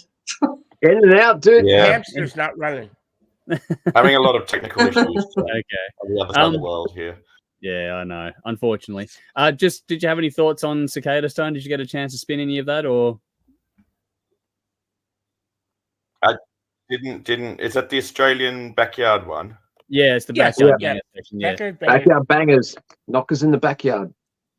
No, didn't get to Well, that one. Knock Get No, over that's it. all right. though, Get to in that your own one, time. sorry. It's good. Didn't get to No, that. no, that's all good. That's why I figured I just while you were here, at least I'll just see if you had any thoughts. All right, so we'll handball over to Dave. I know you've got thoughts on this band. What do you got? For Yeah, us? fucking Cicadastone has been around since I first joined THRS, and before I actually was on TV, I was doing the radio show, and Matt messaged me and said, "Hey," because I always posting shit like, "Do you want your song played? We're not Triple M. We're gonna play some shit that you want. It's gonna be local, new rock music, rock." Not Miley Cyrus has a fucking distorted riff in one song, so it's at least a rock album. Like, if you want it played, we'll fucking play it. And they messaged me. I'm just like, hey, this is cool. And I met Matt at Cherry Bar late one night. He gave me this CD. I'm like, well, this is really fucking cool. They're probably sick to death for the whole Alice in Chains reference, but the easy it's reference. hard not to, because the two brothers harmonize so beautifully together. It's hard not to compare them to Lane and Jerry. Yeah. But they are so much more, as what's been mentioned. But as Belle brought up with her beautiful analogy of nuts in the hand and you get rid of the crap, I guess when Belle's talking about nuts in her hand, it triggers something in my mind. Because long-term viewers of the show might be wondering, why the fuck does Dave hate grunge and love this band? I love Alice in Chains. Yeah, I have no secret about that. That is the side of grunge. Cicadastone are more on that. They're not Nirvana. They're not Pearl Jam. They're the basis of what Alice in Chains were doing, and they built upon it and made their own beautiful entity. And obviously 30 years ago, they loved this type of music. If you're the same person you were 30 years ago, you're failing in life. But 30 years on, where we are now, they've used that as an influence and become their own people, their own men. Great humans, great band. As Belle mentioned, Jared used to be in the band on drums. Matt's son is now in the band on drums. They've really grown between their debut album and the album that was reviewed for this process. And the couple of singles we have seen leading up to this, there was a massive growth again. So I'm really keen to hear what they have done. And having seen them a few weeks ago, they sound fucking amazing live. The band is tight. The songs are great. Old songs, new songs. It was cool to see Matt again after not seeing him in like 4 years since before COVID. It's like, fuck, different size of the venue. Dude, it's good to see you, man. Yeah. But good band. I'm proud to say they're from Melbourne, which is cool. But if you don't know the band, do yourself a favor, as Molly used to say. But, get on. They're cool. This is good. For my thoughts here, for this, I actually went back and listened to both the albums. I went back to Cold Chamber, released in 2021, and then Chance Collide back in 2016, and also released and went back to revisit the two singles released for the album coming out tonight. I mean, there's no denying what these guys are about, and they're unashamed in that as well, which is good. I like bands that know who they are, lock into it, own it, and just run with it, and that's fantastic because these guys do it so well that they should be proud of what they've done. I know that the reference is tired, but Alice in Chains is your quote-unquote gateway to this band. But that said, there is so much more to this band than that obvious, easy, dare I say, lazy comparison for this band. Because anything from the 90s is fair game, but they've also, as Dave said, from Chance Collide to Cold Chamber to the singles we've heard from the upcoming album, they've grown on each step of the way. These guys use harmony incredibly well. They have got great riffs on all this stuff. And while the pace never goes up too far, so to speak, there's a grind and intensity and energy all of their own across all their music. You need to look past the obvious comparisons, I think, because there's so much more to these guys that you'll find if you do decide to dig in a bit deeper. And one of those things is the storytelling. The lyrics, along with the vocals and the trademark harmonies and the emotive weight being displayed, is well done, and it cuts through wonderfully. In some respects, the newer stuff has a bit more light and energy than previous releases, but not a huge departure. It's just like an organic growth sort of thing, a small evolution to it. But the mixing is great for their stuff. They sound fantastic. And I admire, like what Belle said, the amount of layering that's going into this one. There's little guitar pieces and the vocal touches, and there's so much going on for such a if you listen on the surface, you'll hear what you want to hear. But when you dig into it, there is so much to dig into that there's like actual ear candy and stuff in this one that just like keeps you coming back for more, because you'll find that different songs, different moments within the songs will get your attention at different points on each spin. Like there will be something different every single time you listen to it that just gets your attention. They're very much a family band. There's two brothers now. There's a son in there as well. But this, to me, kind of adds to the chemistry because they do fantastic acoustic shows as well. Like they do all sorts of just wonderful performances across the board. Like you get them acoustic, you get them with the full band, and they just nail it every single time. What really stood out to me going back over the releases till now was something for me that I probably didn't fully appreciate until I went through and listened to these ones again. And that is, unlike so many bands that do this sort of music and it just becomes morose and melancholy, what these guys do is they have a knack for making melancholy beautiful. And I don't know any other band that does it the way they do it. And that's like, it doesn't sound right. It's an oxymoron to say melancholy can be beautiful, but they've done it. And I don't know who else can say that, but these guys can. It's a populated field in so many respects. It's all been done before, but these guys are so good at it. They have found a sound all their own, and they've been refining it and working on it more and more over the years. And it may take you a minute, but once you lock in with this band, you will not ever be disappointed by anything they do, because once it clicks, you will not look back. I'm pumped for the new album. I cannot fucking wait. And just listening, going back and doing this whole process this week has been fucking, I want the new album to drop in about an hour and a half. So I'm keen as fuck. These guys, some of the nicest guys going around as well. You will not. It's hard. You'll be hard pressed to find nicer people in the music industry in Melbourne.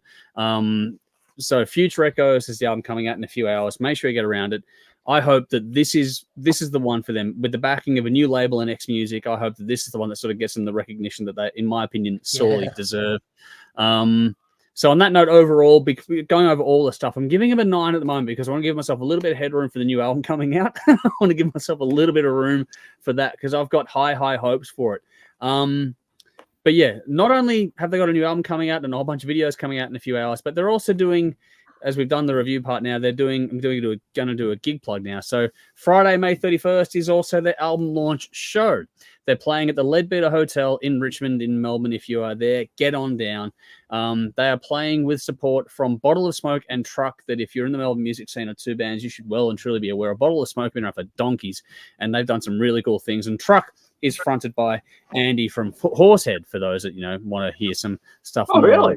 Those lines. Yeah, Andy is the front man for that one. So Truck and Bottle of Smoke are two fantastic bands. Awesome. Go and check them out as well. But Cicadastone, it's their night. They're launching the gig. Tickets are under $20. It all starts at 7 p.m. Leadbeater Hotel in Richmond. Cicadastone launching Future Echoes with support from Bottle of Smoke and Truck. Get on down. Support the band. They are lovely guys. They will fucking really make you feel welcome when you go there too. Like, they are some of this going around. So that is this week's Backyard Banger. We'll go through comments in a section, but next week is Jeff, and we'll assign you the Southern River Band. So we'll get into that one next week. That's next week's Backyard Banger. Alrighty. Comments. Bell is getting smashed, according to Adrian. So there we go. That's when you put up the hand conversation. Am I? Okay. Not that fun then. Never mind. Rowan says, imagine writing some of the best songs of all time, managed to not die young, only to be called old looking by some kid on YouTube. There you go. Vinny says, great track, great film clip. Adrian says, I'm getting Alice in Chains vocal style, good song. Adrian's mixed nuts. Wow, that's going to be one of those moments. More nuts. Yeah, We gotta clip that. Love laughed in line. I stated before. Hook gets in my head. Love the lyrics. Resonate being on the first listen. 9 shots in this song. Love the band overall. Love previous albums. Tetris played them, introduced to them. So there we go. That's the. I gave that album 9 shots. I don't think I said it earlier. Yeah, I think I all know. Nicole says, "Got to go. Kid is screaming." That sounds promising. Hopefully all is well. Oh shit! Keep away from the mixed nuts. Man, finally, great tune, and the clip is awesome. So there we go. Michael says, Cold Chamber, 9 shots also. Yeah, it's a good one. And Nicole says, and I'm back for a bit longer, I hope. Well, fingers crossed, Nicole. Hopefully it's all going well. Yeah. Alrighty. Time to get on to build the playlist as we start on we turn on to the home straight now, because we've been going through and going over Led Zeppelin albums for the last few weeks. And last week was round 3. we went through and picked our favorite songs from Led Zeppelin 3. We're getting that one, Dave. That's next. But We're back in 1 minute. Recap. All good, Bill. Super eager. So last week we all chose tracks, like I was saying, from Led Zeppelin 3. The idea here is that we each go through, we rotate the draft order through, and we all pick a track and then get the audience to vote on whichever one they like the most, and then we sort of, tally up the scores and go from there on popularity base. So last week, out of Led Zeppelin 3, Belle chose Immigrant Song. She got first call. Jeff took Friends. Conrad took Out on the Tiles. Dave took Gallows Pole, and I took Celebration Day. Now, just to recap before that one, the totals for last week, Jeff was in the trail there at 45 points. Dave was on 50 along with Belle, so those two are tied. I was on 65 and Conrad was a fair bit out in front on 90 points. So that's where things were at last week. This week, the scoring gets interesting because there was a three-way tie this week between Jeff, Conrad, and Dave. You all got 20 points to add to your tally with your scores there. So Jeff with Friends, Conrad with Out on the Tiles, and Dave with Gallows Pole. You all got 20 points for that, which means it came down to myself and Belle as to who got the most points this week. And I think it's pretty clear that we all know who won this week, and that was Belle with Immigrant Song. Belle got 50 points for that, but I was happy to go. I picked last and got 40 points for Celebration Day, so I was pretty chuffed to get 40 points there. So the new totals as things play out, while we wait for Conrad to come back in, hopefully sooner rather than later. He's not happy. He's not happy. He's not happy. Yeah, I don't know what's going on with that with his technical issues over there. But so the scoring rotated through. So you remember that last week Conrad was out in front. He is still out in front, but it's a much closer gap now. So Jeff, you're still trailing. You're on 65 points now. I get it. It's okay. Yeah. Dave, you're still in second last. You're on 70 points now. Yeah, loser. Belle is still in third. So those places haven't changed much. But so I'm still in second. But where Conrad was on 90 points and I was on 65, now it's down to 5 points. Belle is on 100 points in third. I'm on 105 and Conrad's on 110. So the top is really, really narrowed up now, which is actually going to make things really interesting to see where we go next. So that all being done, that's the preamble, that's the setup for Led Zeppelin 4. Hold on, Nicole says he's done his ACL and he's waiting for surgery, but his knee pops, which is painful. He'll live. Ow. Commiseration, Nicole. Hopefully that gets rid of Ow. Fucking. Yeah, hence the screaming. That'd be why. Fair enough. Yeah. Commiseration, Nicole. Hopefully that is resolved soon. I hope the surgery is booked soon. Because that sucks. Yeah. Fingers crossed that's better. So yeah, recovery is not quick, but hopefully it's as good as it can be as soon as it can be. Alrighty. Anyway, Led Zeppelin 4. We all got to go through and pick songs from this one, and because I went last week, I get to go first this week. That's how it rotates through. Just quickly thoughts on this album. I think that this could be probably the high tide mark for this band. I know that there's different favorites and that, but just when it comes to just how well this album popped and what it did for them and how well it's known and all that kind of stuff, I reckon this album is up there. It's one of the best albums of all time, honestly. And I think that if you're going to go last, this is a week to go last because there's no fucking dud tracks on this album at all. I think you can go from the and you'll be fine. I think all will work out well. So yeah, it's full of bangers from beginning to end. I think this album is required listening. If you're going to do anything like this, you've got to have heard this album. Yeah. And there's no bad songs on this one. I when I got a hold of this album, I was hooked. I listened to it ad nauseum over and over and over again. You can just go back to the start as soon as you finish it. I just can't get enough of this album. And even now, I haven't listened to it for a while because obviously been busy doing this, but fuck, just going back to this album was just so good. When I was teaching guitar, Stairway to Heaven, all that kind of stuff. Like it was all those things that just this album is just cover to cover, pound for pound, one of the best of all time as far as I'm concerned. I think we're all going to win this week in some way, shape, or form because it's going to be interesting. I think that going first this week could be both a gift and a curse because I'm not sure what to do here. So I think all that preamble done. I don't know about that. I think all that preamble done, you have to go with 4 sticks, don't you? I'm kidding. Motherfucker! I'm kidding. I'm going with Stairway to Heaven. Really? You have to go with that.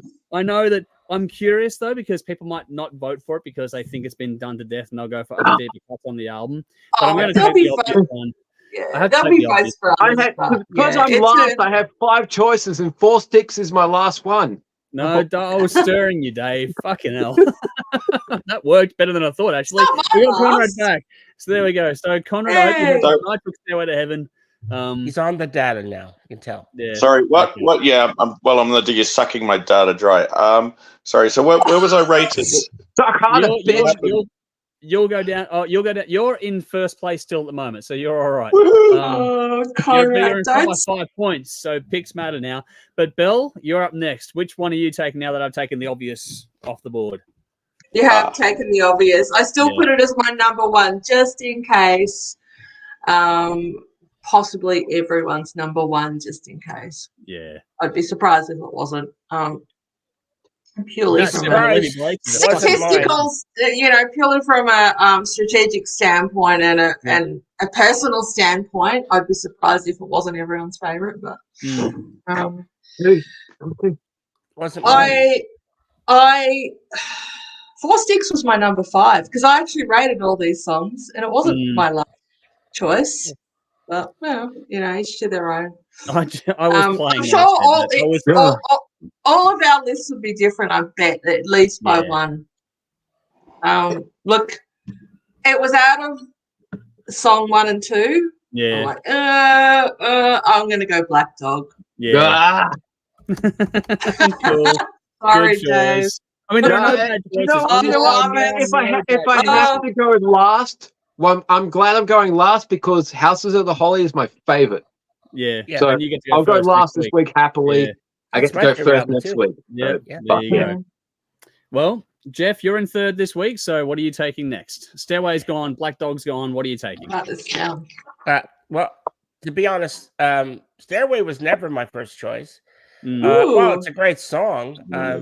It's not my favorite song on the album. And Black Dog was on my list.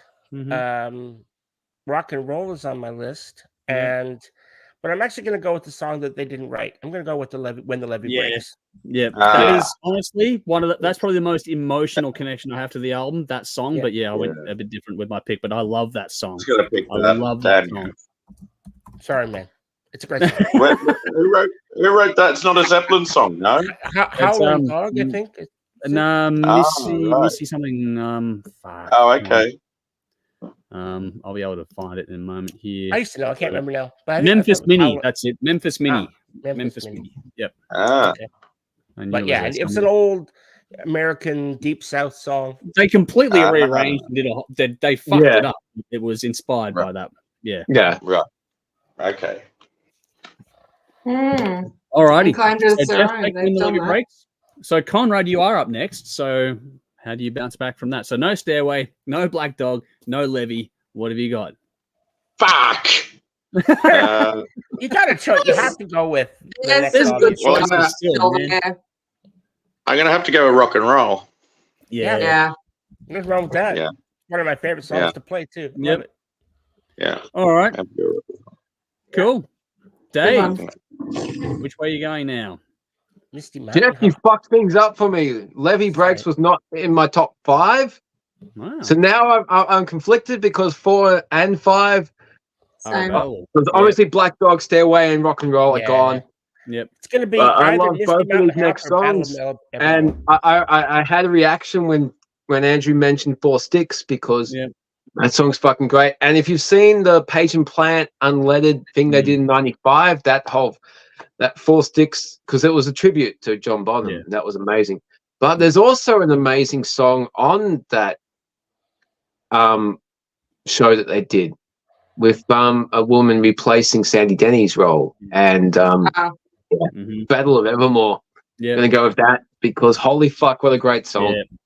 Yeah. Battle of Evermore, that's my pick. The original and the version on that live show.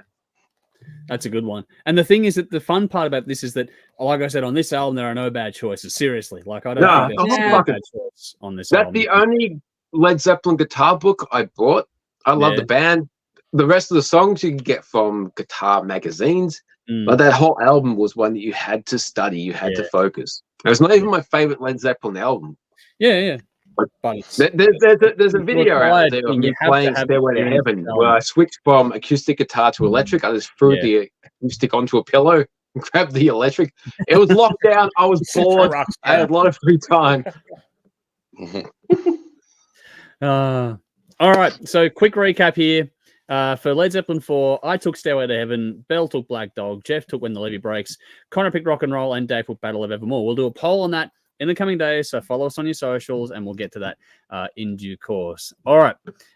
Nicole says, we'll watch the rest tomorrow. Best go be a mum and try getting to sleep. Good luck, Nicole. Hopefully I hope that works out. That's fucked up. Yeah. Fingers crossed for you. Yep. As you're caning my battery as well as caning my data. So, look, if I die, then plug it in, dude. I'm plugged in. It's plugged in. It's plugged in. It's still struggle. Fine. Fuck, man.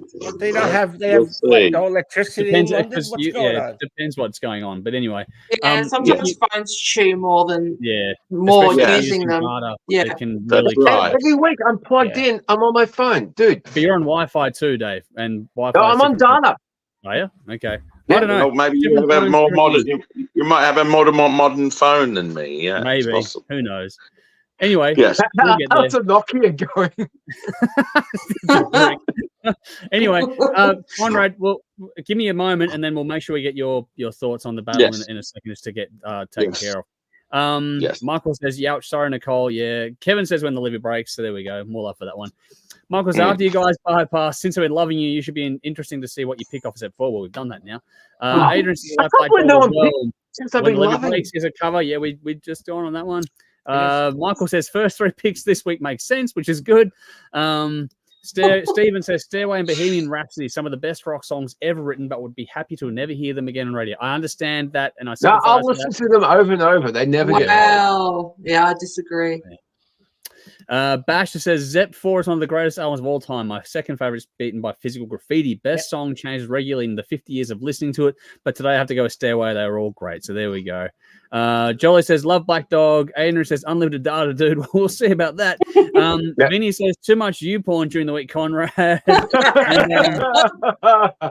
and Brett, good to see you, Brett. He's gone, "I love Stairway to Heaven," and Jeff. So there we go. There's one. Brett. Hey, there's the shower romance right there.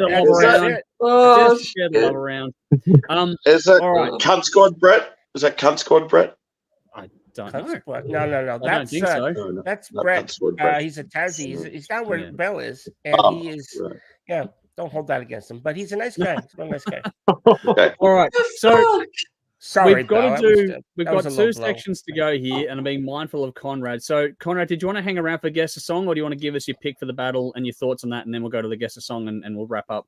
How do you want to play this out, Conrad? Like we might, by the looks of my charger, it looks like I could probably handle Guess Song, and then we'll go to battle. Okay, cool. All right. You can always, if you do drop for whatever reason, you can send me your picks, and I'll have them. And I will. Yeah.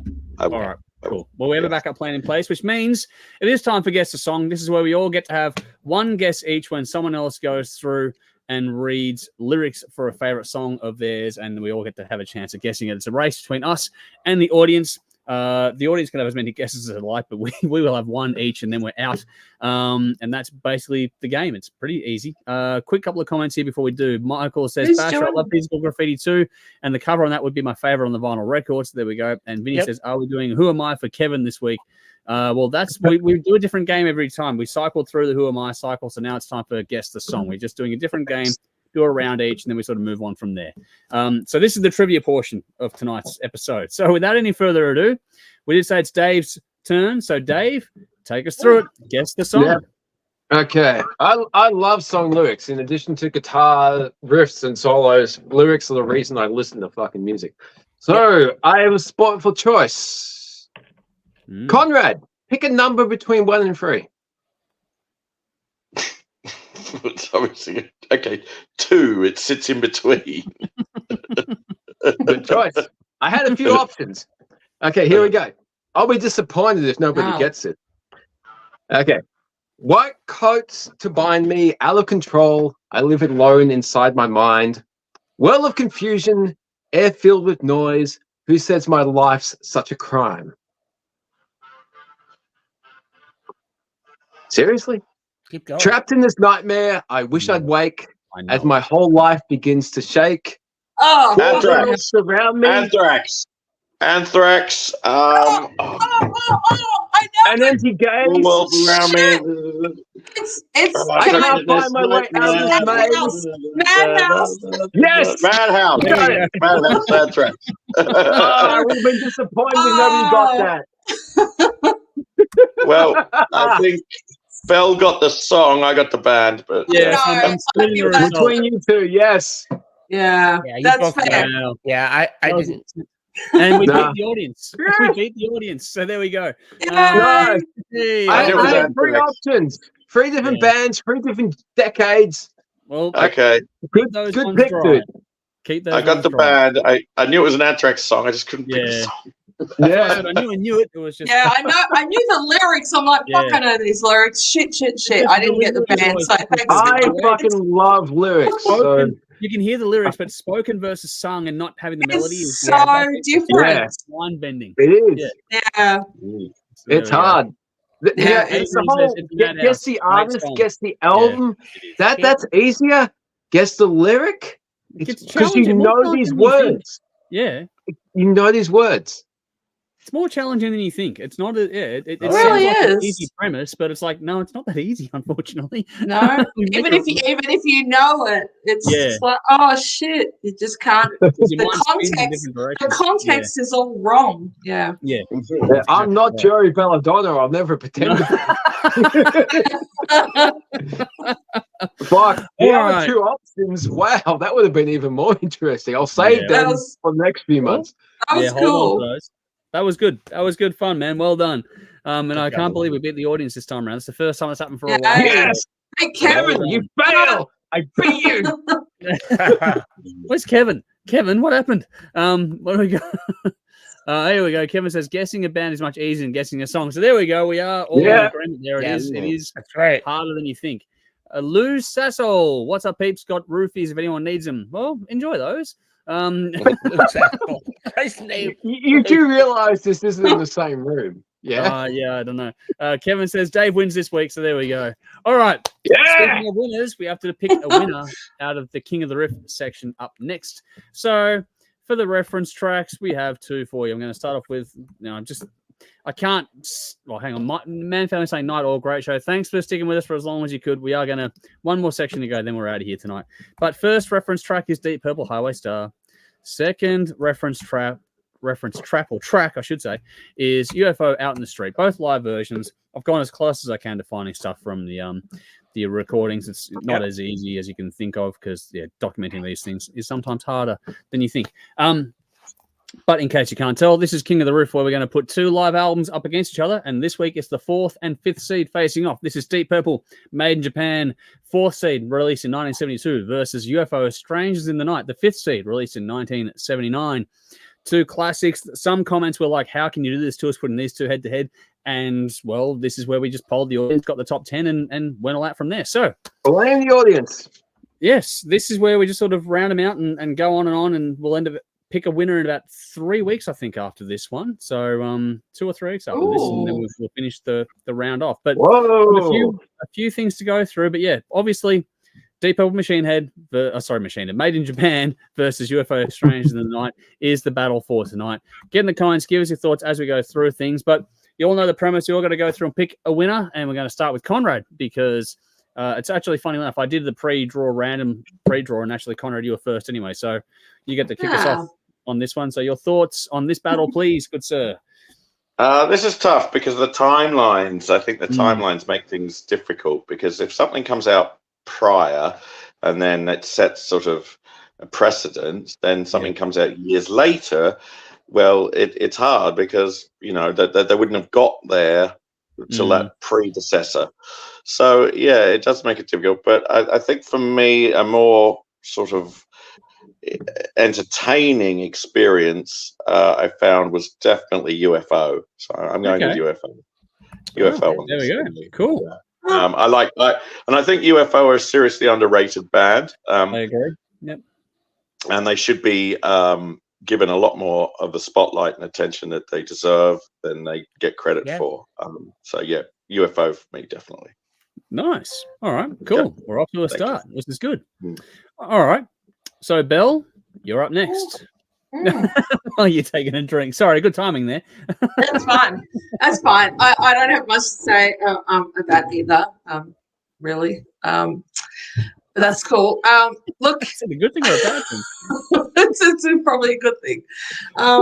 Look, Deep Purple, I'll start with them. Great energy from the opening song. I love the way these guys improvise quite a bit between, what they do live, not just on this album, although on this album is what we're talking about, to the album stuff.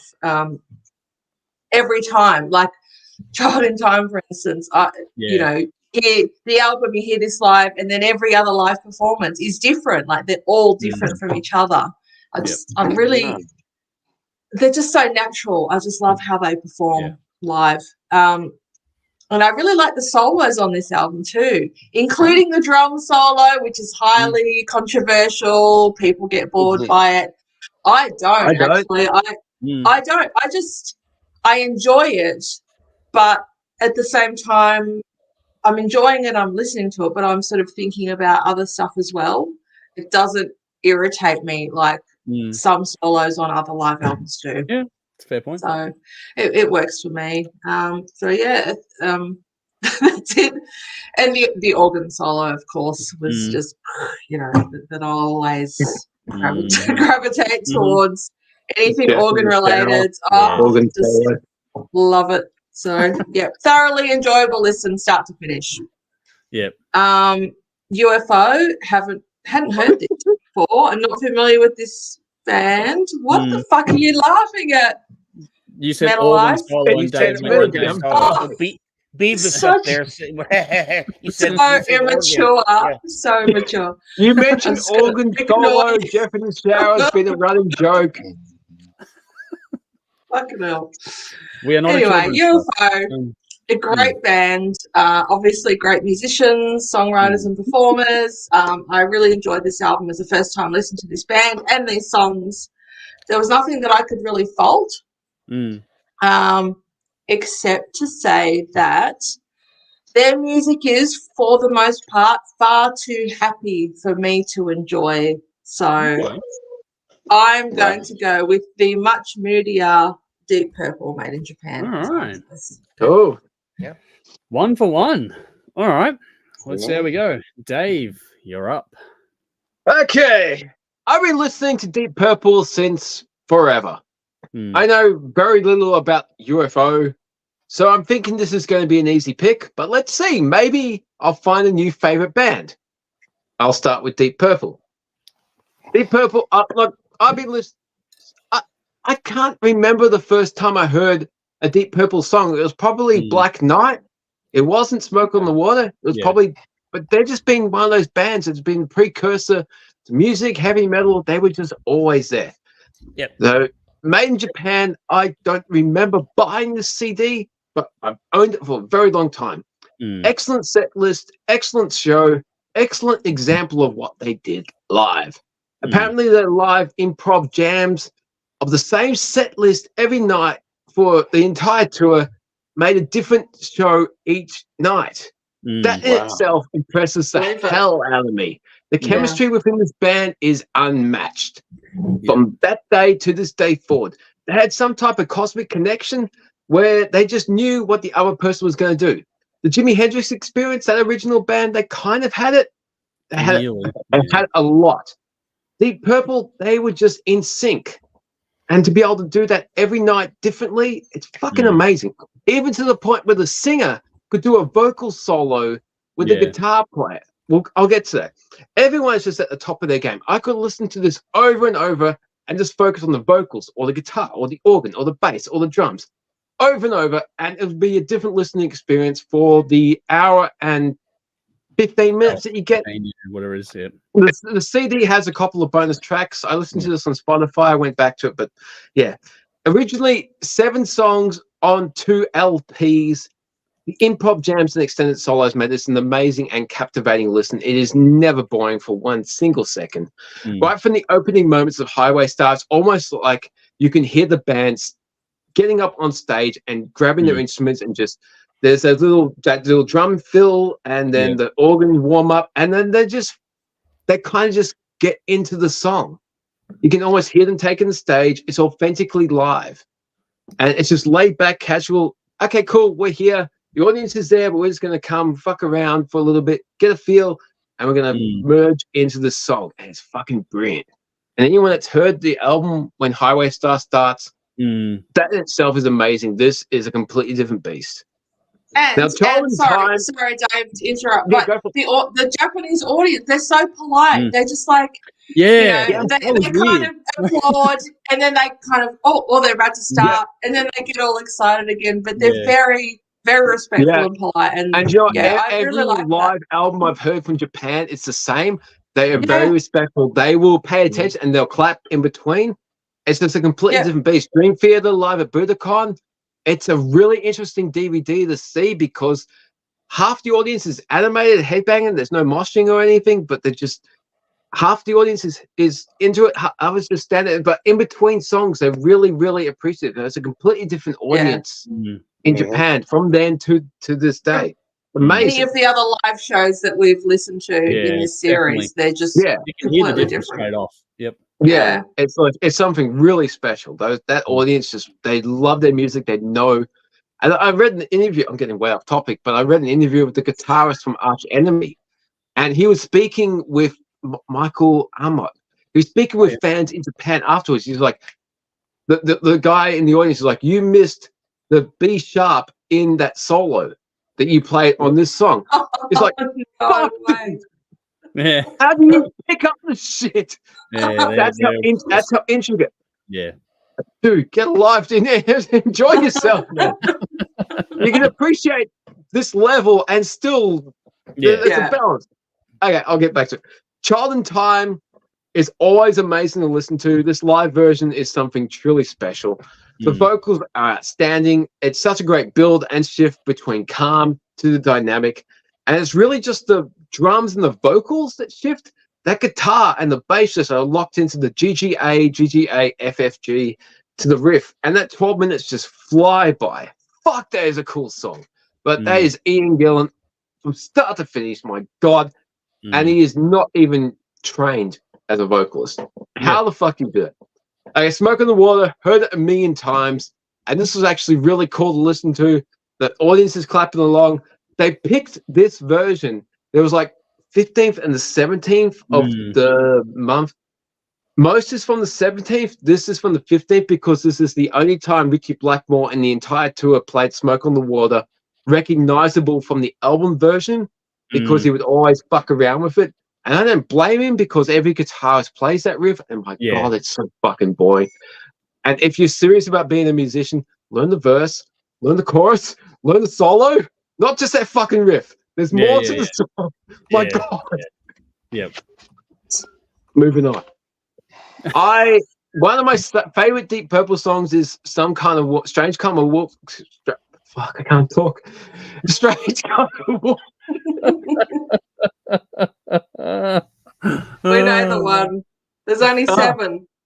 Yeah. Anyways. Fuck, I want to do this right. I love this band. Strange Kind of Woman. I love the vocal guitar trade-off section in the extended version because the guitar's jamming and then Ian's mirroring what he does and then they bring it together harmonized. Who the fuck does that? More of that shit, please, because this is what I love about music. Fuck the digital shit in 2024. Take me back to the 70s because my God, this is fucking perfection. You can like both, Dave. You can like both. No, you can't. Yes, you can. Because the modern is such a cheap, easy. We've done this. It's an evolved version, but anyway, I'm sorry. You just keep going. No, evolved. Fuck that. It's a cheapened, quick, easy, synthetic, emotionless crap. Episode tonight, so keep it moving. It's crap. But that scream Ian does at the end, holy fuck. Fuck. Can we just forget about the 2000s? Because my God, this is what music should be. Fuck computers, fuck technology, fuck samples, fuck fucking enhancing shit with computers. Just fuck it. A lot of live albums are basically greatest hits compilations with some crowd noise brought in and mixed in. A good live album, a good live concert gives you something you don't get from the studio albums. This band, this album is a perfect example of this, done exceptionally well. Apparently no overdubs, and with all the other live albums on this 10 that we're doing, I agree. This is 100% perfection. Live is as good as it gets. Right. UFO. Fuck me. I know very little about this album, this band, apart from Dr. Doctor. That's it. I know Iron Maiden used Dr. Doctor. They covered it. They use it to introduce their songs. So could this possibly be my new favorite band? Sometimes the universe fucks you over and you go so long without having something amazing in your life. And then you go 44 years without hearing a band. And when you do finally hear them, you never want to listen to them again. Wow. Are they terrible? No, they're not. Are they great? Also no. Are they incredibly average? Yes. They are fucking average as hell. The first 3 songs I was listening, I was going to do notes and everything. The first 3 songs passed me by and they made no impression. I realized after 3 songs I had made no notes. I'm supposed to be reviewing this and nothing caught my attention. 70s rock, I fucking love. I adore. But there are plenty of bands that do this so much better with much more interesting songs, much more passion, much more talent. My God. The music was okay. The solos were okay. The vocals were okay. There's a whole lot of okay, but nothing that goes, holy fuck, I got to listen to this again. I'm hearing this band for the first time. You need to listen to it more. You need to listen to it a lot more, clearly. Look, clearly. Dude, the first time I heard Thin Lizzy, the first time I heard Zeppelin, Sabbath, Purple, Kiss, Aerosmith, it's like, fuck, where has this been all my life? I need more of this band in my life. I love what I'm hearing. UFO. I'm sorry, but I think sometimes you have to, some things that don't grab you instantly. If it doesn't grab you, like I just listened to 6 fucking bands that have meant the world to me for most of my life. This is just, oh my God.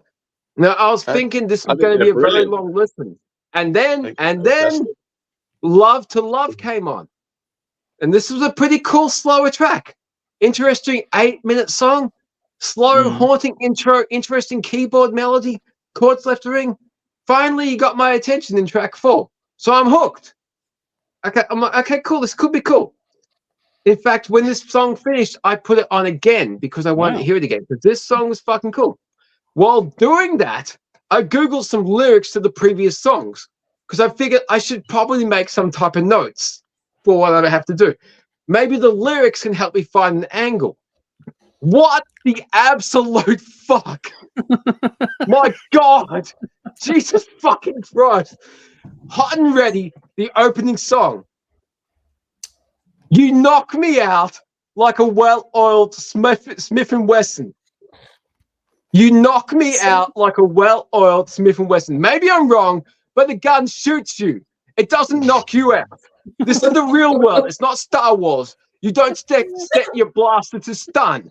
A gun doesn't knock you out. It shoots you. This is fucking stupid. Oh, no. Here My we go. God. People thought this crap was cool. We're a bit smarter in 2024. This isn't Phil. Phil Lynott wrote some fucking shit that it's still cool in 2024. Steven Tyler did the same thing. Paul Stanley wrote some amazing lyrics. I can go on. The 70s were fucking great. This is pathetic. But then it gets creepy. Dave. You're wrong. Dude, you're wrong. No. You're wrong. Agree to disagree. Joking aside, this gets really fucking creepy. Hot and ready to use, dressed to the nines. You know you don't look 15. There's no question. Hot and ready to use. I'm coming through. I got to get you, babe. Don't need no ID. There's no house detective to crowd you. Hot and ready to use. Okay. Writing a song about fucking a teenager? That's not cool regardless of what decade you're in. This is some serious fucked up shit. That was what was happening in the 70s. Loads of bands did that. A lot of well-known musicians fucked underage groupies. This does not. And wrote songs about it too. Steven Tyler. No. Not to this level, dude. Not like this. This is fucked up. This is not aged well at all. Have you seen the cover? Okay. Have you ever seen the cover of Scorpion's Virgin Killer album? Yeah. If not, I suggest you go and research it. I've seen the original cover. It's awful. She doesn't look like a miner, dude. It's ghastly. I think it's not the coolest thing in the world. It's innuendo. It's not ghastly. It doesn't show anything. It just has a girl on it doesn't. It doesn't say she's 15. No. She's younger. But she's younger. Anyway, there's a lot of songs that go into this one. Motley Crue have all the name of as well. There's a lot of bands. There's a lot out there, man. But this is not the only one. Yeah, no. It's not the only one, but this is not done very well. This is not aged well at all. And as my first hearing of this band in 2024, it's like, fuck, this was never okay. This was never cool. Okay, there were a couple of songs where I kind of recognized them, and hearing them for the first time in 2024, it was probably cool back then. It's very cliched now, and it doesn't have that whole... I discovered Thin Lizzy when I was in my 20s. That shit is timeless. Aerosmith is timeless. AC/DC is timeless. This did not age well at all. By the time The Kid came on, I was wishing the solos at the end of that song would hurry the fuck up and finish. This is me. I love guitar solos. Yeah. I'm surprised that song went for only 4.5 minutes. It seemed like an eternity because, my God, I was so fucking bored. Thankfully, Doctor came next. Listening to the lyrics of this song actually inspired me to take a break and listen to the Rolling Stones' Sister Morphine, because, my God, I think UFO might have been listening to the Rolling Stones when they wrote Doctor, because Sister Morphine has done a lot better with some similar themes and similar lyrics, and fuck you for plagiarism. Oh, God, they're not the only one. We're talking about Led Zeppelin. No, they're not. We've just spoke about Zeppelin, but my God, the Stones did it so much better. And Lights Out is a cool song. I remember last year, Horns for a Halo, Richie Faulkner's side band, they covered that song. Like, I remember this song. Fuck this. I'm going to listen to Horns for a Halo and skip this song. Wow. Dave got me listening to UFO. It's all over the place. Yeah. The crowd, when they were brought up, when he said Lights Out in Chicago, my God, that sounded so fucking fake. As far as production goes for live albums, thumbs down, in the bin. That's fucking pathetic. Wow. Rock Bottom started out okay. There was a 20-minute solo that bored the fuck out of me. Okay, it probably went for 8 minutes, but it felt like 20 minutes. And this is me. I love Dream Theater, long songs, but my God, just fucking ends. There were a couple of okay moments, but my God, this is mostly so fucking average. Obviously, they can play. There's some okay riffs and solos, but that doesn't automatically make it a good song. After listening to this, I could barely tell one song from the other, or think back and say, that was cool, I need to go back to that. It just didn't have the same impact on me as so many other bands from the 70s. I love the 70s. There were so many amazing bands, but UFO passed me by for a fucking reason. There's no passion or poetry like Thin Lizzy. There's no fun or excitement like Kiss. There's no riffs or memorable lyrics like Aerosmith. There is no attitude or clever double entendres like AC/DC. There is no musicianship or annoying vocals like Rush.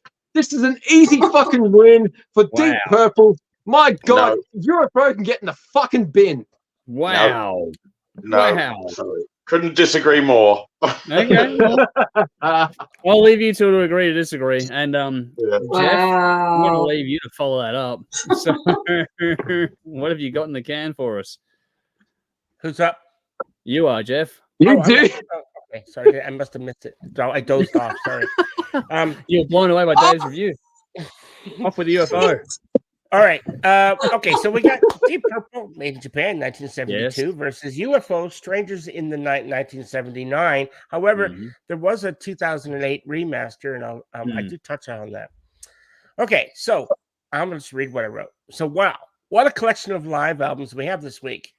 First up, we have the all-time classic live album, Deep Purple, made in Japan, which originally came out, as I said, in 1972.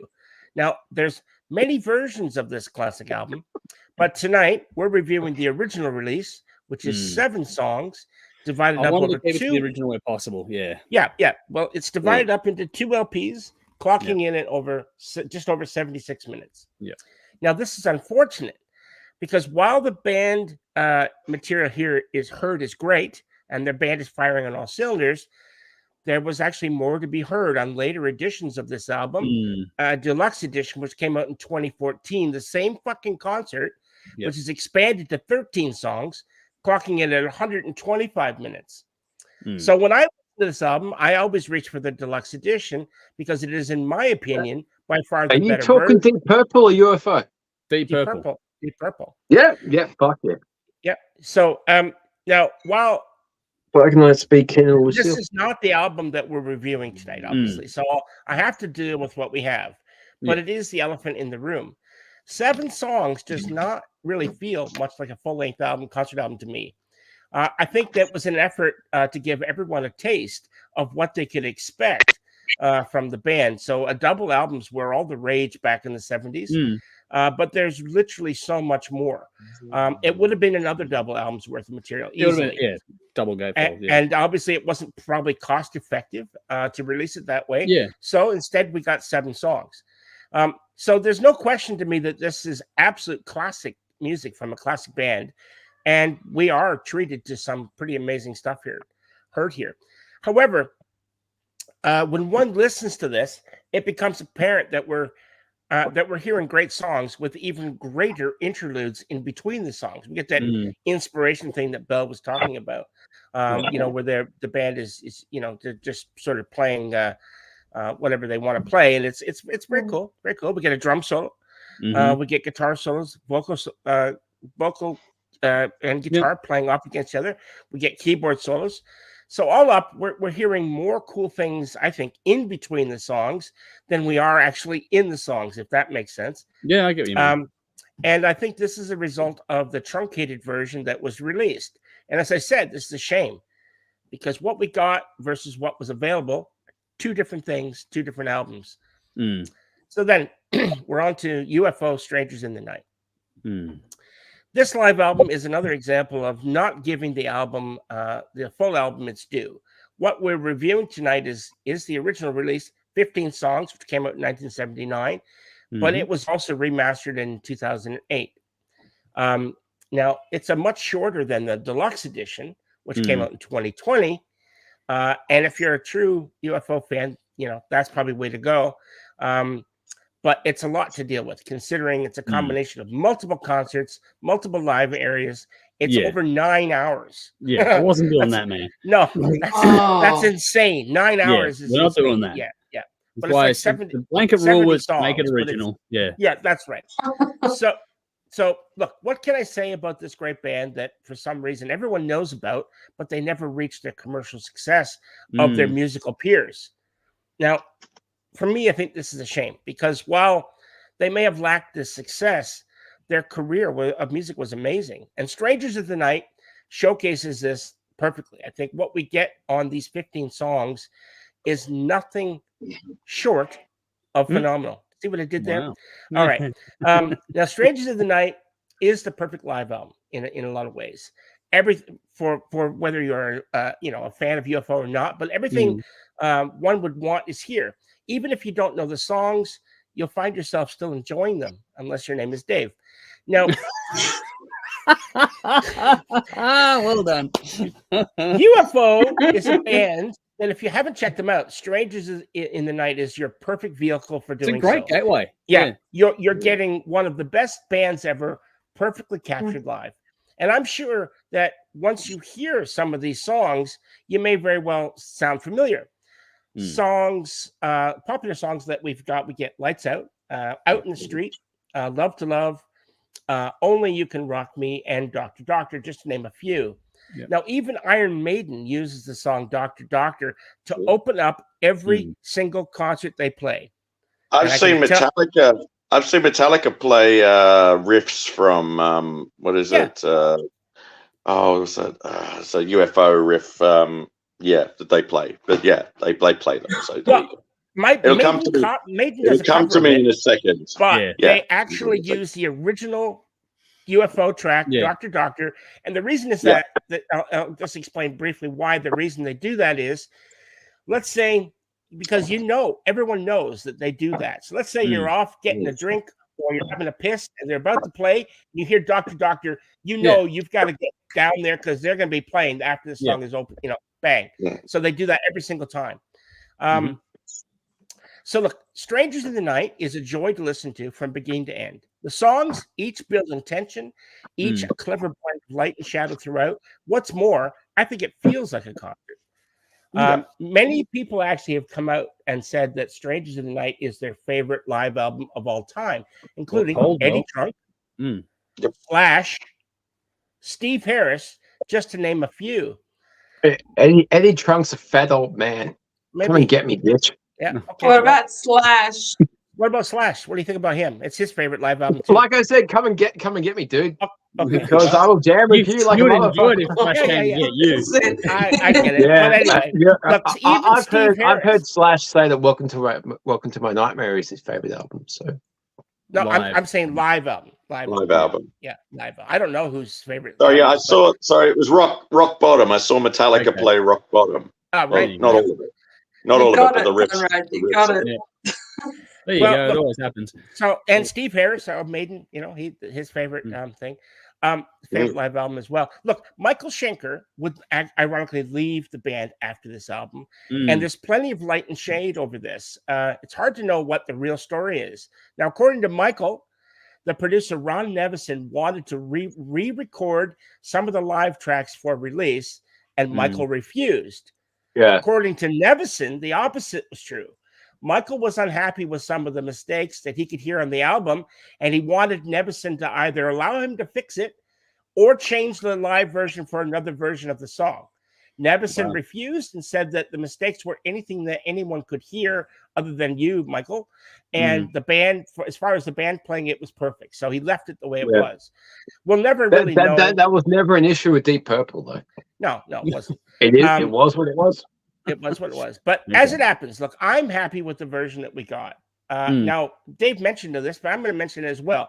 There's a moment during Lights Out in which the Lights Out is about the bombing raids in London, and the lyrics here are Lights Out in London, and Phil Mogg changes them to Lights Out in Chicago, where it was recorded, and there's a noticeable cheer from the crowd. I thought that was cool. It's a small thing, but it actually helps to bring the album to life. And I think it's little. No, that sounds so fake. It wasn't fake, though. It wasn't. Every band does it in every city. Every town, It wasn't fake. Every band does it in every city. What the thing it did was cool, but the production of the whole, let's bring the crowd up now.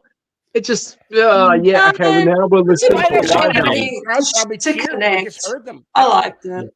Ron Nevison, if you're going to do that, you have to have some crowd noise throughout the song. Well, Dave, you know who you could blame? You could blame Mike Klink for that because he was the engineer on this. So fuck him. All right. Anyway, hey, what's he done? Anyway, please. Anyway, look, I thought that this was the little touches like what's he done? I know exactly. I know nothing. That's Right? why I said it. But I thought the little touches like that actually helped make the album, and I thought it made it great. So, look, make no mistake, Deep Purple is a classic band, and Made in Japan is a fantastic dive into what this band sounds like live. It's just a shame that it should have been longer. So as classic as good as the classic Mark II version of Purple is, I think they were outclassed at every turn here. So for me, held up against a behemoth like Strangers in the Night, which is ear candy from beginning to end. I don't think it's a contest. Strangers in the Night for me for the win. Wow. Absolutely. All the way. Yes. Didn't think we were going to be this tight on this. Andrew, it's on you, mate. It's on you, dude. It's a great try. Okay, I didn't think we were this tight. I hate to say it, but it's pretty clear cut, to be honest. All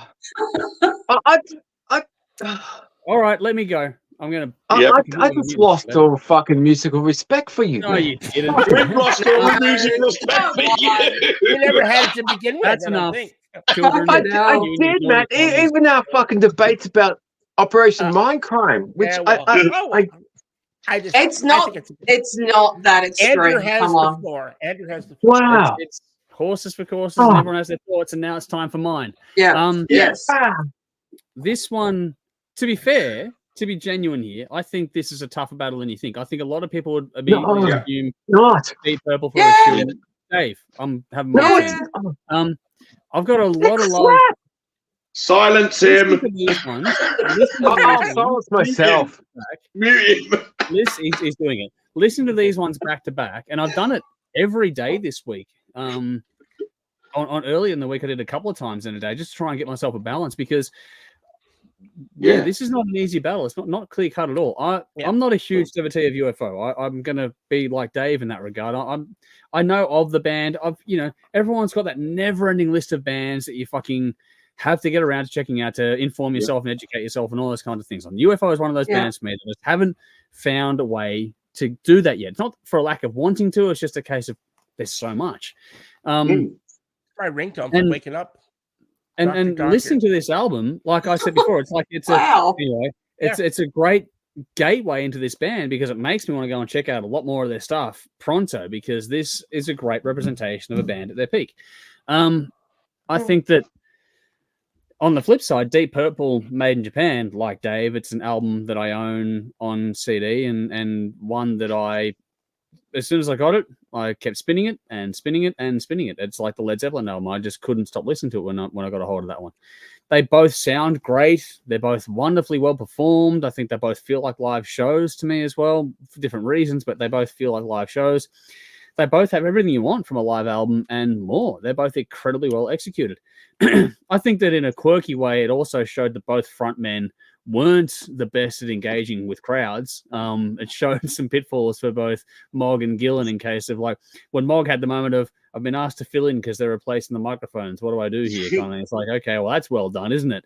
But at the same time, Ian Gillan, while Japan, the different vibe in the audience is there, but the way he was just basically introducing a song, like for example, he introduced Smoke on the Water, but it didn't resonate. But then once the riff kicked in, that's what got the audience going kind of thing. So it was Blackmore kind of being the front man in that moment versus more than Ian Gillan when it came to getting the crowd's attention.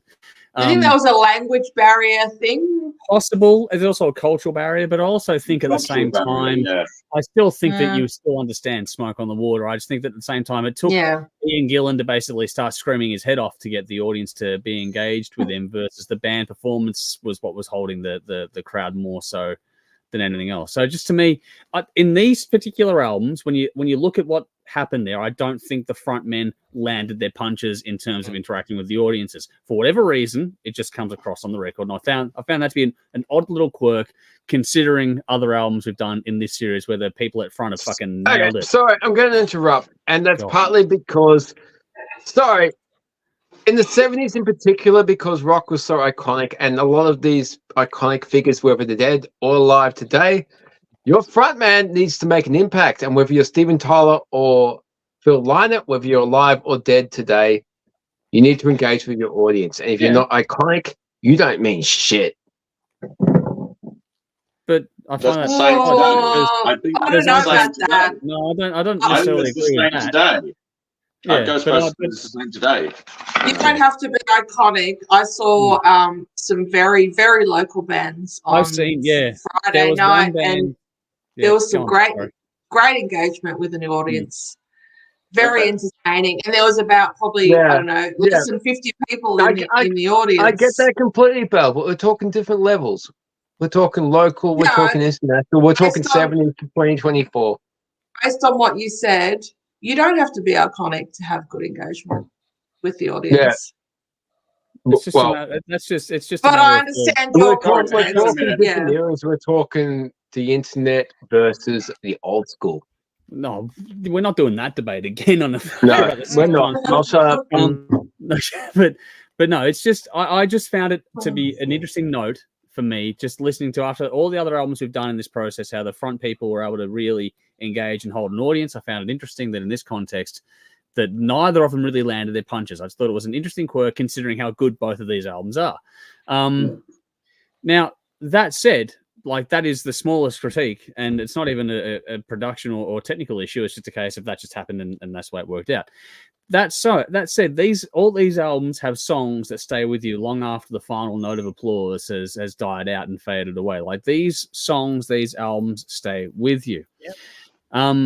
like I said, this is tough. You can see why both albums are so well loved. We had comments coming through like, I said it at the preamble of this, that why are you doing this to us? Why are you making us choose between these two albums? Because this is what happens. We have to do it, so we make the audience do it too. Yeah. But the thing is that this comes down to, in a lot of respects, what you want out of a live album, because they're both well executed, but they're both very different beasts. So one is song after song, hit after hit, quote unquote, from UFO. Like that is the band at the peak of their power, with the crowd in the palm of their hands, all that kind of stuff. The other one is Deep Purple, also at the peak of their power, but in an experimental way. They're being the old school jam band at that point in time. They're showing off a different skill set entirely, and they're both riveting in their own way. Possibly being self-indulgent on stage. Possibly, but at the same time, in that era, a lot of bands were doing it from show to show, and it still happens now where bands play different set lists and different nights. Zeppelin definitely were. I don't think absolutely. There were a lot doing that sort of stuff. So I don't think it's overly self-indulgent. I think it was a part of the times. Look, as pissed off as I am, the Dream Theater scenes from a live show didn't make it. Did nobody vote for Motorhead? No sleep till heaven. For these albums. There were votes. Yeah. Not enough. Come on, that's a good fucking live album, right? It is, but this is just what made the top 10 most popular, and that's it. That's what it come down to. That's all it is. But my God, that's a good album. It is, but that's not in the list. So it's what it is. Not there, we could literally you people don't know shit. You put UFO above Motorhead. You put UFO above Motorhead. You fucking pussies. Anyway, I'm going to finish my fucking point here. This is, like I'm saying, two very different bands doing very different things. One is hit after hit. One is more of a jam band thing. And it's going to come down to what you want out of it. And for me, to pick a winner on this one, it sort of comes down to which one has the touchstone moments that, you go back to. And UFO won me over big time. I've got to dig into this band sooner rather than later. I enjoyed them a lot. This one, I've put off that band for far too long. On the back of this album, I think it's fantastic. Absolutely. Respect where due. Yeah. Like, you've got to give it respect. It's a good album. It's well loved for great reasons. That said, I'm going to go with Deep Purple. It is the one that... Thank you. I can't listen to UFO ever again. He didn't do it for you, Dave. It has much more... I appreciate it. What did you say, Belle? Sorry, Andrew. Continue. What did you say? I said he didn't do it for you. No, I know, but I thank him because I can't listen to UFO again. I just can't. Well, I can't waste my life listening to average. No. It's not average. That's the thing. Not average. It's beyond. It's below average. Why is it so many amazing, iconic musicians say it's their favorite? You can't appreciate Prong and Rush. You have so you go. Because I can't listen to boring. I can't listen to. Anyway, that's what makes this show. I'm going to put everyone on mute in a second. Just for the argument's sake. Look, I think that I do honestly want to give UFO their due credit here, because they did impress the shit out of me. I enjoyed the album quite a lot, and I want to go back and check out more of the bands. I'm not saying you have to, Dave. I'm saying that I want to do it for myself. But the Deep Purple album for me, it's got those. What's different about this album compared to all the other ones in this process too is how much it is that jam band element. We haven't had one that's had that in this process so far, so it stands out in its own way, and it's a different beast of its own. I loved both albums for very different reasons, but that one for me, because it was just that it was different. It's sort of unparalleled. I understand what Jeff's saying about the extended edition and all that kind of stuff, but what you get on those 7 tracks, I think became a standard bearer for a long time for good reason. And I think that still holds up today for what it is. So yeah, that is for me. It is Deep Purple, which means that for us, the winner is Deep Purple. The audience side of things was a little more clear cut. It was about 2/3 to 1 in the audience vote, and they went with Deep Purple as well. So this round, unlike the last 2, we have gone with the audience on this one. Yay! You guys know. Got their way. We got there in the end. Eventually, we got there, folks. Next week is going to be interesting because it's Kiss Alive versus Judas Priest Live. So we're getting our first one. Our first cycle back in. So we're going to have fun with that one next week. But we're going to get the audience comments before we get out of here tonight. Kevin says Schenker is an amazing guitar player, but I'll still go with Deep Purple on this one. Adrian says, I love Michael Schenker guitar playing. Rock bottom guitar work is amazing. A great guitar player doesn't make a great song, and this is coming from me. Oh my god. Michael says Deep Purple, clear winner for me. As to me, far more interesting songs and performance, but respect UFO album and know their fans love them to the max. They're good, but Purple awesome for mine. Basher says made in Japan, but I also love Strangers, especially for the guitar solo and rock bottom. Yeah. Adrian That's says all Deep this Purple shit out is of me. getting more popular, but like Conrad said, UFO is so underrated. So there we go. Basher says For naughty a reason. Rowan says I saw Mike hit a wrong note tonight. There you go. For Toyota. That's awesome. Well done. Adrian says, I agree, Dave. I love real music with real musicians. I think we all do in our own way. Yes. Michael says, Dave, careful. Tism might take legal action for ripping off the last Australian guitar hero. Your rant close to that track. So there we go. Oh, Tism were a bunch of fucking mama boy pussies. Anyway, Adrian says, Conrad is right. Christine 16. Jimmy... Michael says Jimmy Page had 14-year-old girlfriend Laurie. Yeah. Maddox. So there we go. And Bowie and Mick There's Jagger and everyone wrote a fucking song about it. No one is safe.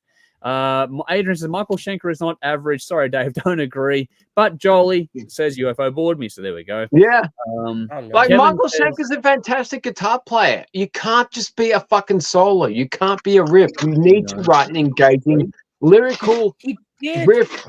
Good song, and UFO just don't have it. What about Pete Way on bass? Holy fuck, man. Jesus. Anyway, Kevin said Metallica covered UFOs. It's killing me. This whole thing is killing me.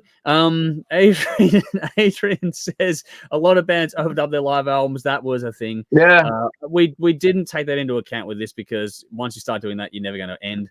Michael says Maiden plays Dr. Doctor for fans with weak blood. As you reckon, Jeff? The band gets pumped back to stage. That's exactly right. Squeeze that piss out there about to jump. Yeah, there you go. Hurry up. Edge Crush says UFOs are picking the two. Love both to death though. Conrad has legs from Guru. So there we go. There's a random one.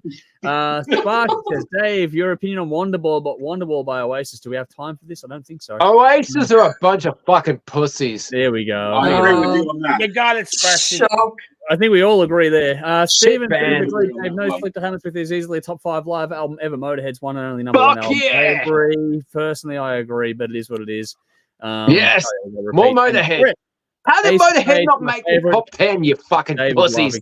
I don't know, Dave. We just passed people to vote and they voted, so it is what it is. Oh, fucking hell. Another time we'll do it another place. Alrighty. Do it properly.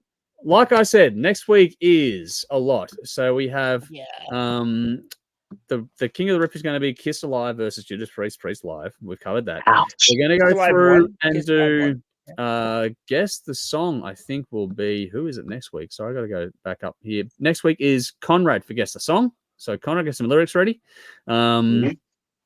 Then we have I'll quickly addend that. Backyard Banger, the Southern River Band is that one, and it's been assigned to Jeff to take care of that one for next week. What else? We got Build a Playlist. Round 5 is Houses of the Holy, which has been talked about earlier tonight a little bit. And we got everything else as usual to go through. So make sure you like, follow, subscribe, all the usual stuff. We're going to get out of here in a second. Description box will have everything you need for us. So check us out there and check out the tracks here tonight for reference music. Just make up your own minds. Check everything out. Listen to Cicadastone's new album tomorrow, coming out in about 20 minutes. So make sure you go and check that out. We're going to get out of here in a minute. But yeah, this has been another fun night. Thank you to you guys for jumping in for another session here today and tonight, depending on your time zone. It's an awesome time having these nights with you all, and also thank you to everyone watching either live with us or those that are tuning in later on. Thank you for checking us out. Hopefully you enjoyed the show. Tell your friends, spread the word, and if you want to help out and get more extra content behind the scenes, then check out our Patreon page as well. You get a lot there. It's a lot of fun joining those little private sessions as well. But yeah, we got to get on to the bin or the win of the week, and we'll get to the final comments and get out of here. Let's do this one quickly, guys. All right, quick bin or win. Jeff, over to you. I didn't actually have a bin until Dave spoke about fucking UFO Stranger in the Night. So that's fucking your review is in the bin for me. I can't listen to videos. Crap. All right. Anyway, on to someone else. Yep, that's quick. Hey, quick. Oh shit. Seriously, dude, how can you distinguish one song from the other? Why would you listen to this over any other band from the 70s? Dave, I listened to a lot of bands from the 70s, but there's something about this album that it just resonated with me. Yeah, it's music great. speaks to different people in different ways. It's as unique as Yes, it is. you should know that, Don't take it Dave. personal, Dave. I love you like a brother. Yeah. But No, you know, just it is fucking what it is. like there's so many better bands in the 70s, man. UFO, your I like opinion. crap. Anyway, I like fucking crap. win or win? Okay. Quick, Dave. Okay, win. I have a win and a bin, and strangely, they're the same.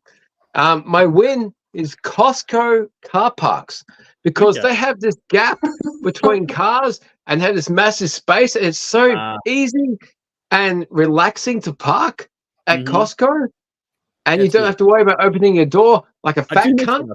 A fat cunt can walk between the cars, and you don't have to worry about like if you go to a Masters, an old Masters building, you can back into people's shit right there. But Costco, they're like, this is executive shit right there. So that's a win. That is like fucking posh people parking. My bin is also Costco car parks. Because you have to walk for fucking hours to get to the fucking warehouse. They are too big. It's like land for Dave. They're too fucking big. Oh, wow. Oh, they might be easy to park in, but my God, you have to walk for ages. So it's a win and a bin. I'm never satisfied. Fucking hell. Dave can get the bin. That's the quote of the night right there. That's the quote of the night right there. It is, isn't it, Andrew? Yeah, fucking hell. All right, Belle. Bin or win or both? What do you got? I'm bin, and I am putting myself in the bin today because I did a shit thing and I feel fucking awful about it. You didn't what? All right, so fuck. So this morning, Dane rang me up about 9:30 and said, there's this thing. So I think I've told you about this last year. Dark Mofo is a winter festival that Tasmania have for all things a little, on the dark side of life. Yep. And so it's run by Mona, which is the Museum of Modern and I don't know what it stands for. Anyway, it's like an art. It's in a museum. Yep. It's an art gallery museum with edgy shit. So anyway, so as part of Mona have all these different events, and one of them happens to be the Wu-Tang Clan have this album. Oh yeah, the album. Yeah. Oh, they fucking suck, man. That they've never. I don't know. It's not released. Yeah. Exactly. So one copy. No one's ever heard this thing. Mona happened to have. Yeah. So I'm not into it, right? But Dane is. So he got wind that that it was coming down. Yeah. There was So Mona are going to have their hands on it for the duration of Dark Mofo, and they're spinning it 2 times a day in their recording studio. Right. During the week or so that Mona is on.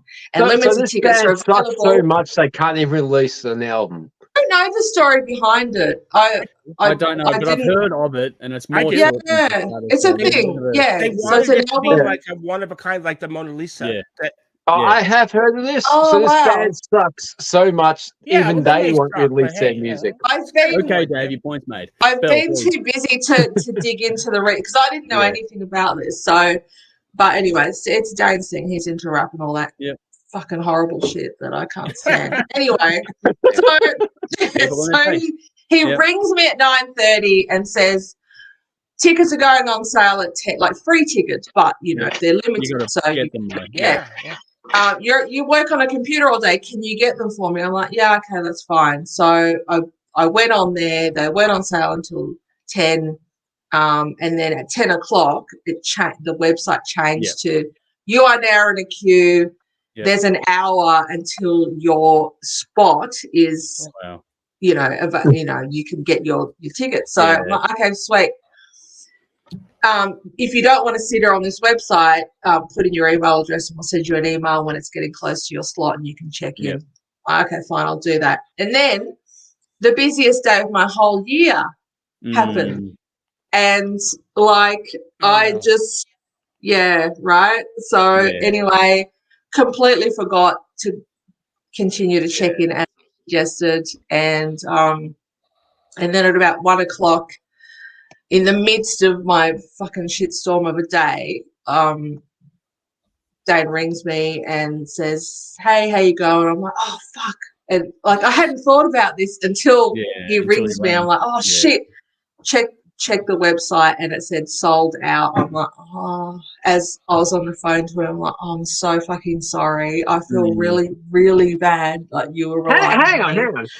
This hip hop fucking cunt band have free tickets to a fucking thing, and they sell out. And it's free. Allocation exhausted, Dave. Just pick a different word. No, it's free, and it's not. You're not going to the fucking show. No. Why are they selling out? Because Wu-Tang Clan are, you know, as like hang on. That are really popular within the genre. Is this a live performance in front of an audience that you can get a ticket? It's a listening party. It was a listening party. Yeah. So they are going to get a hold of this album. In 2024, can people not live capture a live performance? Can people not put their fucking phone up and record it? Why are they limiting tickets? Because that hasn't happened yet. Because this shit can go straight on the fucking torrent sites. Are they stupid? Why are they making this harder than it needs? Why are they making this harder than it needs to be? Dave. It's an experience. It was released. It's an experience that's going to end up online anyway. It hasn't yet. Why are they limiting free tickets? Dave, it's going to end up online anyway. It's been around for like 20 years or something, Dave. More than that. Yeah, and they're shit fucking banned.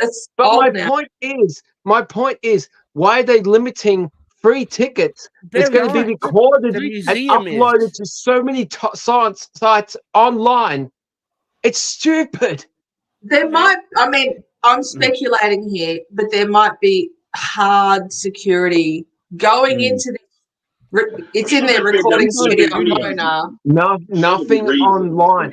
Like fucking Ticketmaster were hacked. Ticketmaster were hacked today. Like Optus was earlier this year. Nothing online is secure.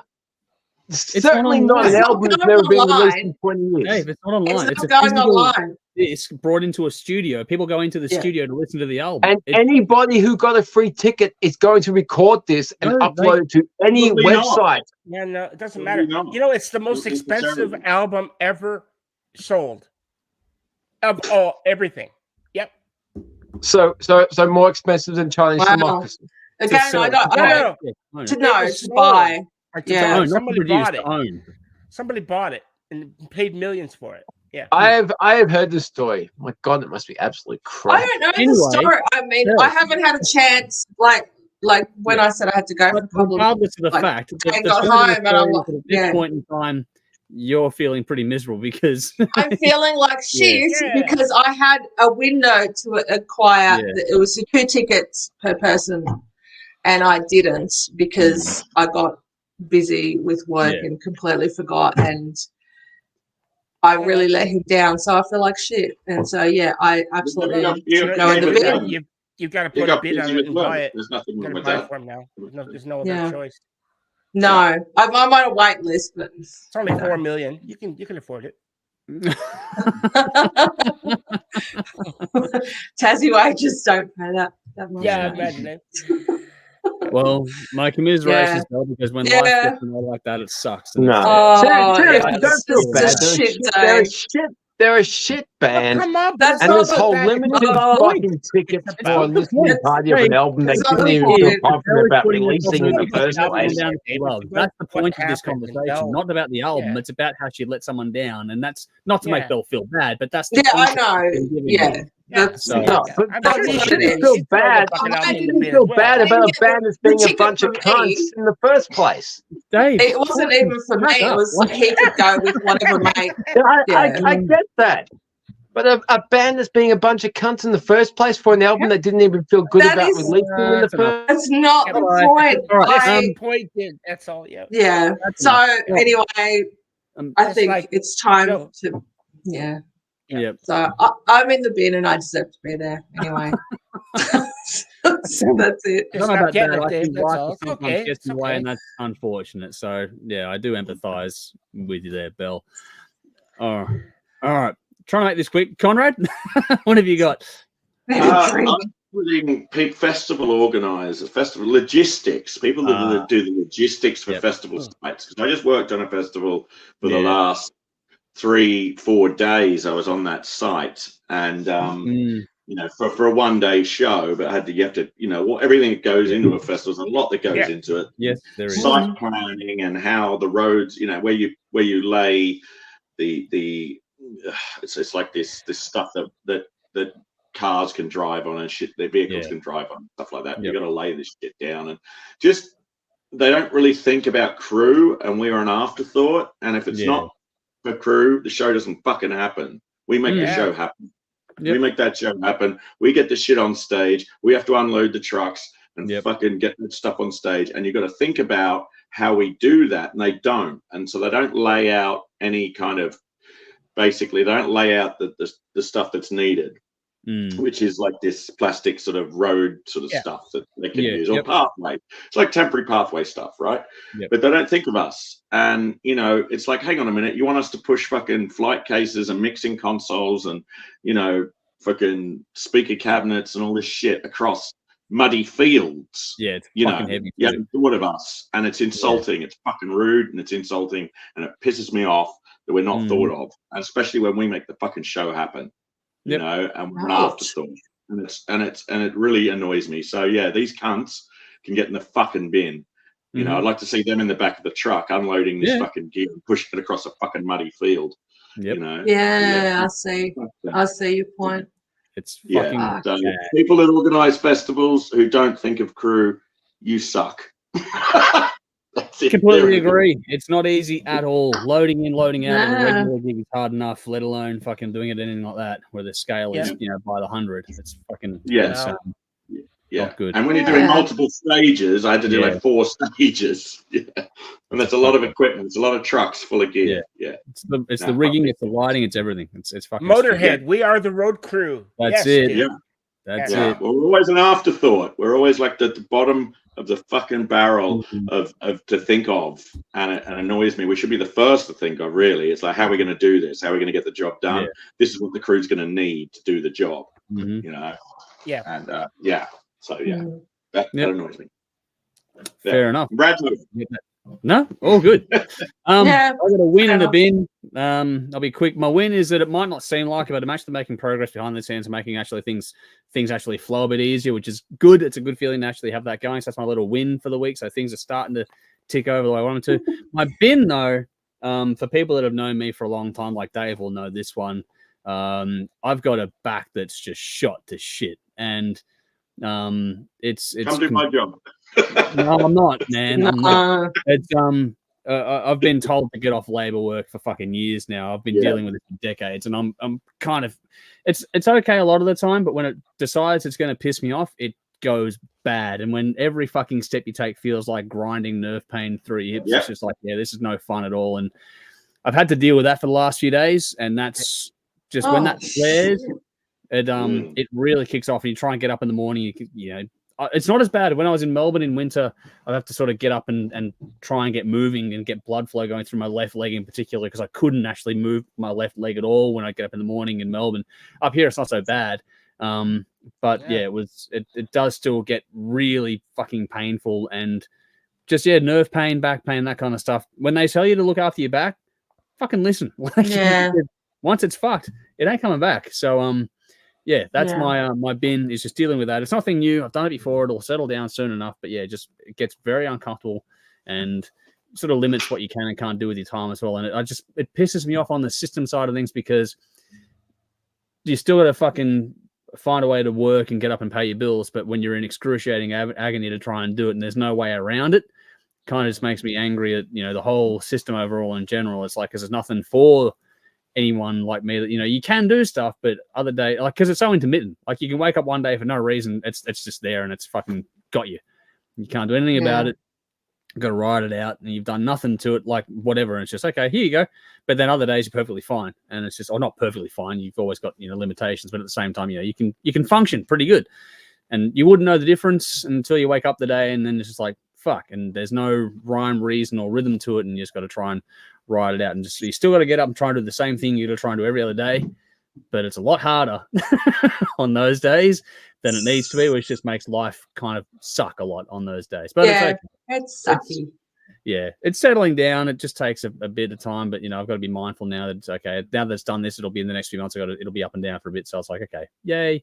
But that's my bin for this week. So pretty straightforward. Yeah. Final comments for the night, and then we'll get on with it. What do we got here? Oh God, here we go. This would be fun. Stephen's gone gun held to your head. Blackmore's work in purple or rainbow? Purple. Rainbow. Ooh. Easy. That's a fucking great question. Yeah. Early Rainbow. rainbow, can I say? Not Yeah, later you can say early rainbow. rainbow if you want. Yeah, not later Dio rainbow, era. but Dio era early rainbow. with Dio. Purple. Yeah. I think Hard to Dio- go Dio- Give past me purple, fucking though, Dio isn't it? any day in anything. I'll take Dio over anybody. Yeah. Yeah, but that's we were the thing is, rainbow. we're not picking for Dio, we're picking for Blackmore, and that's Yeah. why Well, I I know, but it was Blackmore's like the- work in. I like the feel, the That feel era. of his stuff in early rainbow is fucking awesome. Yeah, like Gates of Babylon. Gates of Mm. Babylon. Oh yeah, Man. yeah. All right, well, we Oh. answered that one. Adrian says, Stargazer. "Great mates and lady, thank you for the kind words." Kevin says, "Have a great weekend, everyone." We will. We're nearly there. Thank you. Ed Crusher, great bin, Jeff. There we Thank go. you, Michael man. says, "Same for you, Jeff. Trying to chuck Dave in the bin. I'm in." All right. Fuck off. Good one from Adrian. Rowan says, "Museum of Modern Art." So there we go. Oh, thank you, Ron. There you go. the Steve, one. breaking news. Truck have announced on their Facebook page that they have cancelled their slot with Cicadastone tomorrow night due to unforeseen and unavoidable scheduling conflicts. Wow. Oh, shit. That's new. That sucks. Thanks for bringing that to our attention. That's unfortunate because Truck are a great band. That's Interesting. yeah. Well, I hope Cicadastone have found a good replacement already. That really sucks. I'll just play Um, longer. Yeah. What do we got here? At least you tried, Bell. So there we go from Adrian. Mate, yeah. Michael says, "Oh boy, very the hard. Art Festival is really about dark things, Bell." So there we go. Adrian says, "Connery the man with the road crew stuff there." Guru says, "I work my body to the hilt too. I know the drill, Andrew." Yeah, it's kind of shitful. Work is pretty overrated. Yes, it is. Adrian says, "That sucks, Andrew. Hope you back it better." Thank you. It will eventually. It just takes time, unfortunately. It's just got to settle down. And Jolly says, "Night all." Thank you all for tuning in. Thank you all for joining us for our weekly stint of madness. Oh, it's midnight. It is midnight. It is time to get out 2 of here. minutes. Thank you all for tuning in. Go and listen to Cicadastone, and if you Yeah. can, get to the gig as well. But Absolutely. we'll see you all again, same time and place Right, next yeah. week, unless you're in Patreon. We'll see you much sooner than that. Until then, though, I'm Andrew. We have Jeff beside me, Dave on the other side of the screen, and at the bottom half of the screen, we have Conrad and Bell. Thank you to you guys as well. Like I said before, it's been a great, fun night, full of randomness and silliness. But we will see you all very, very soon. Until next time around, you know what to do, folks. As always, drink up. Drink up. Rock on. Rock on.